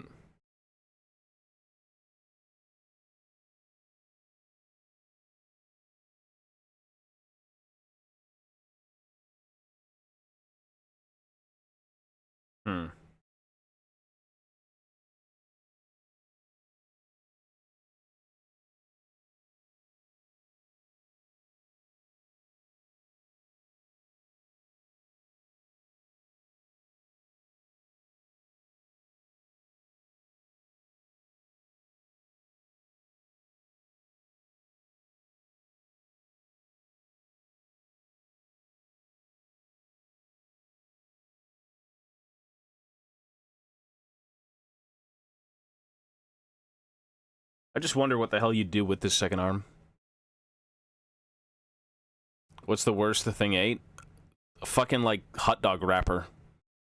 Like, it's not good to do that, man. Sometimes these dogs just snap it up and you can't do anything about it, and you, like, really try to get it out, but... Like, no, it's bad. That's really, really bad. They eat fucking, like, paper. And then they go poo-poo.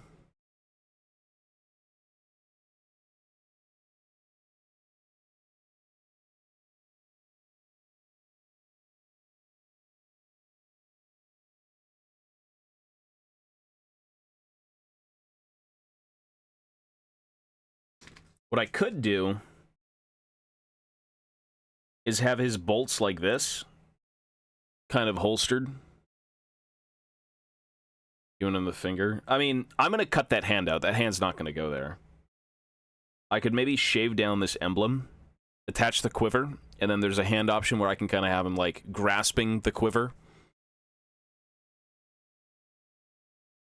chewed on its leg of a dresser, died due to ingesting wood shavings. That's fucking terrible. Oh my god. I don't want to know that, man. That's awful. I'm sorry.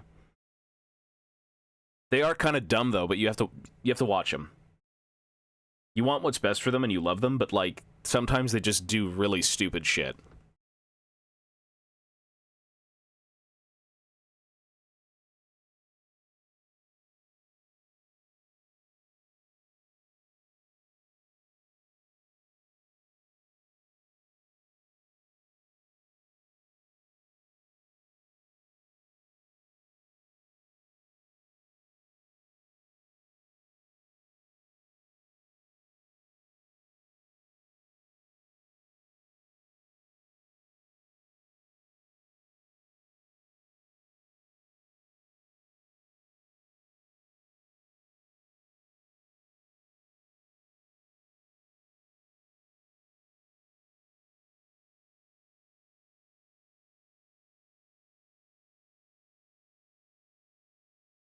I don't know.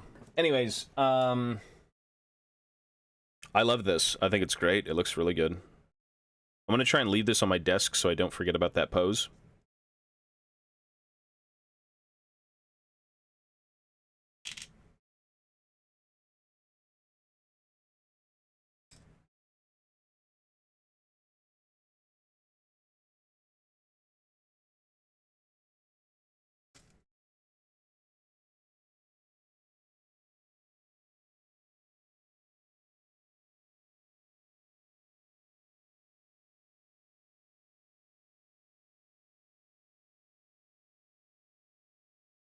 Hmm.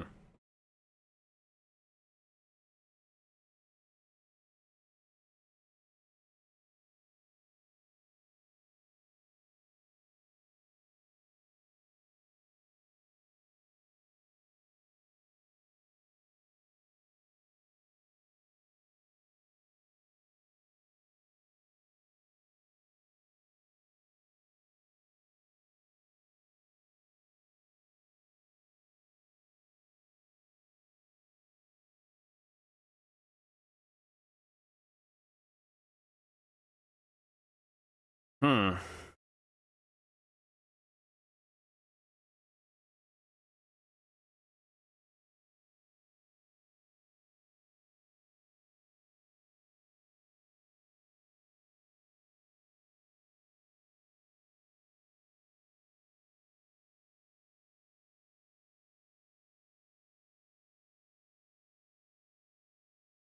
I can give him a beer.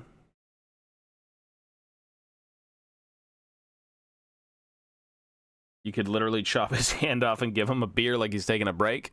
You know? Rangers on duty, don't mind. We're here to save you with our beer. He's chilling, having a toast. Very dwarvish, but maybe not. I want them more than like an action pose, like they're just kind of like jumping out of the woods to shoot the living hell out of something with crossbow bolts. I'll leave it like this, though. I like that pose. That's dope. Cool. Maybe not this arm, but 10 at a time is good for me. Yeah, with that being said, I'm just going to go start cleaning. Ivana's going to be back today, and I'm sure Mochi is very excited. He doesn't know yet. He still thinks she's sitting in the room. Because we tricked him.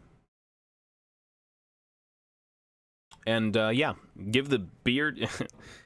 For some of them, maybe. You know, I'm pretty sure it wouldn't be unlike a dwarf to start drinking in the heat of battle if they're in, like, the back ranks. They're dwarves, that's what they do. And, yeah. That's going to be it for me, folks. Everyone, take care of yourselves. Stay safe. Thanks for hanging out. I will be streaming. I most likely will not stream League today because, again, we have guests over. And I don't want to yell my fucking lungs out if I have to play that game. If anything, what I might do is just get back on this stream later when they're here. And we can do like a low-key Warhammer stream of just what we've been doing. But yeah, that's it. Take care. Dead Space most likely on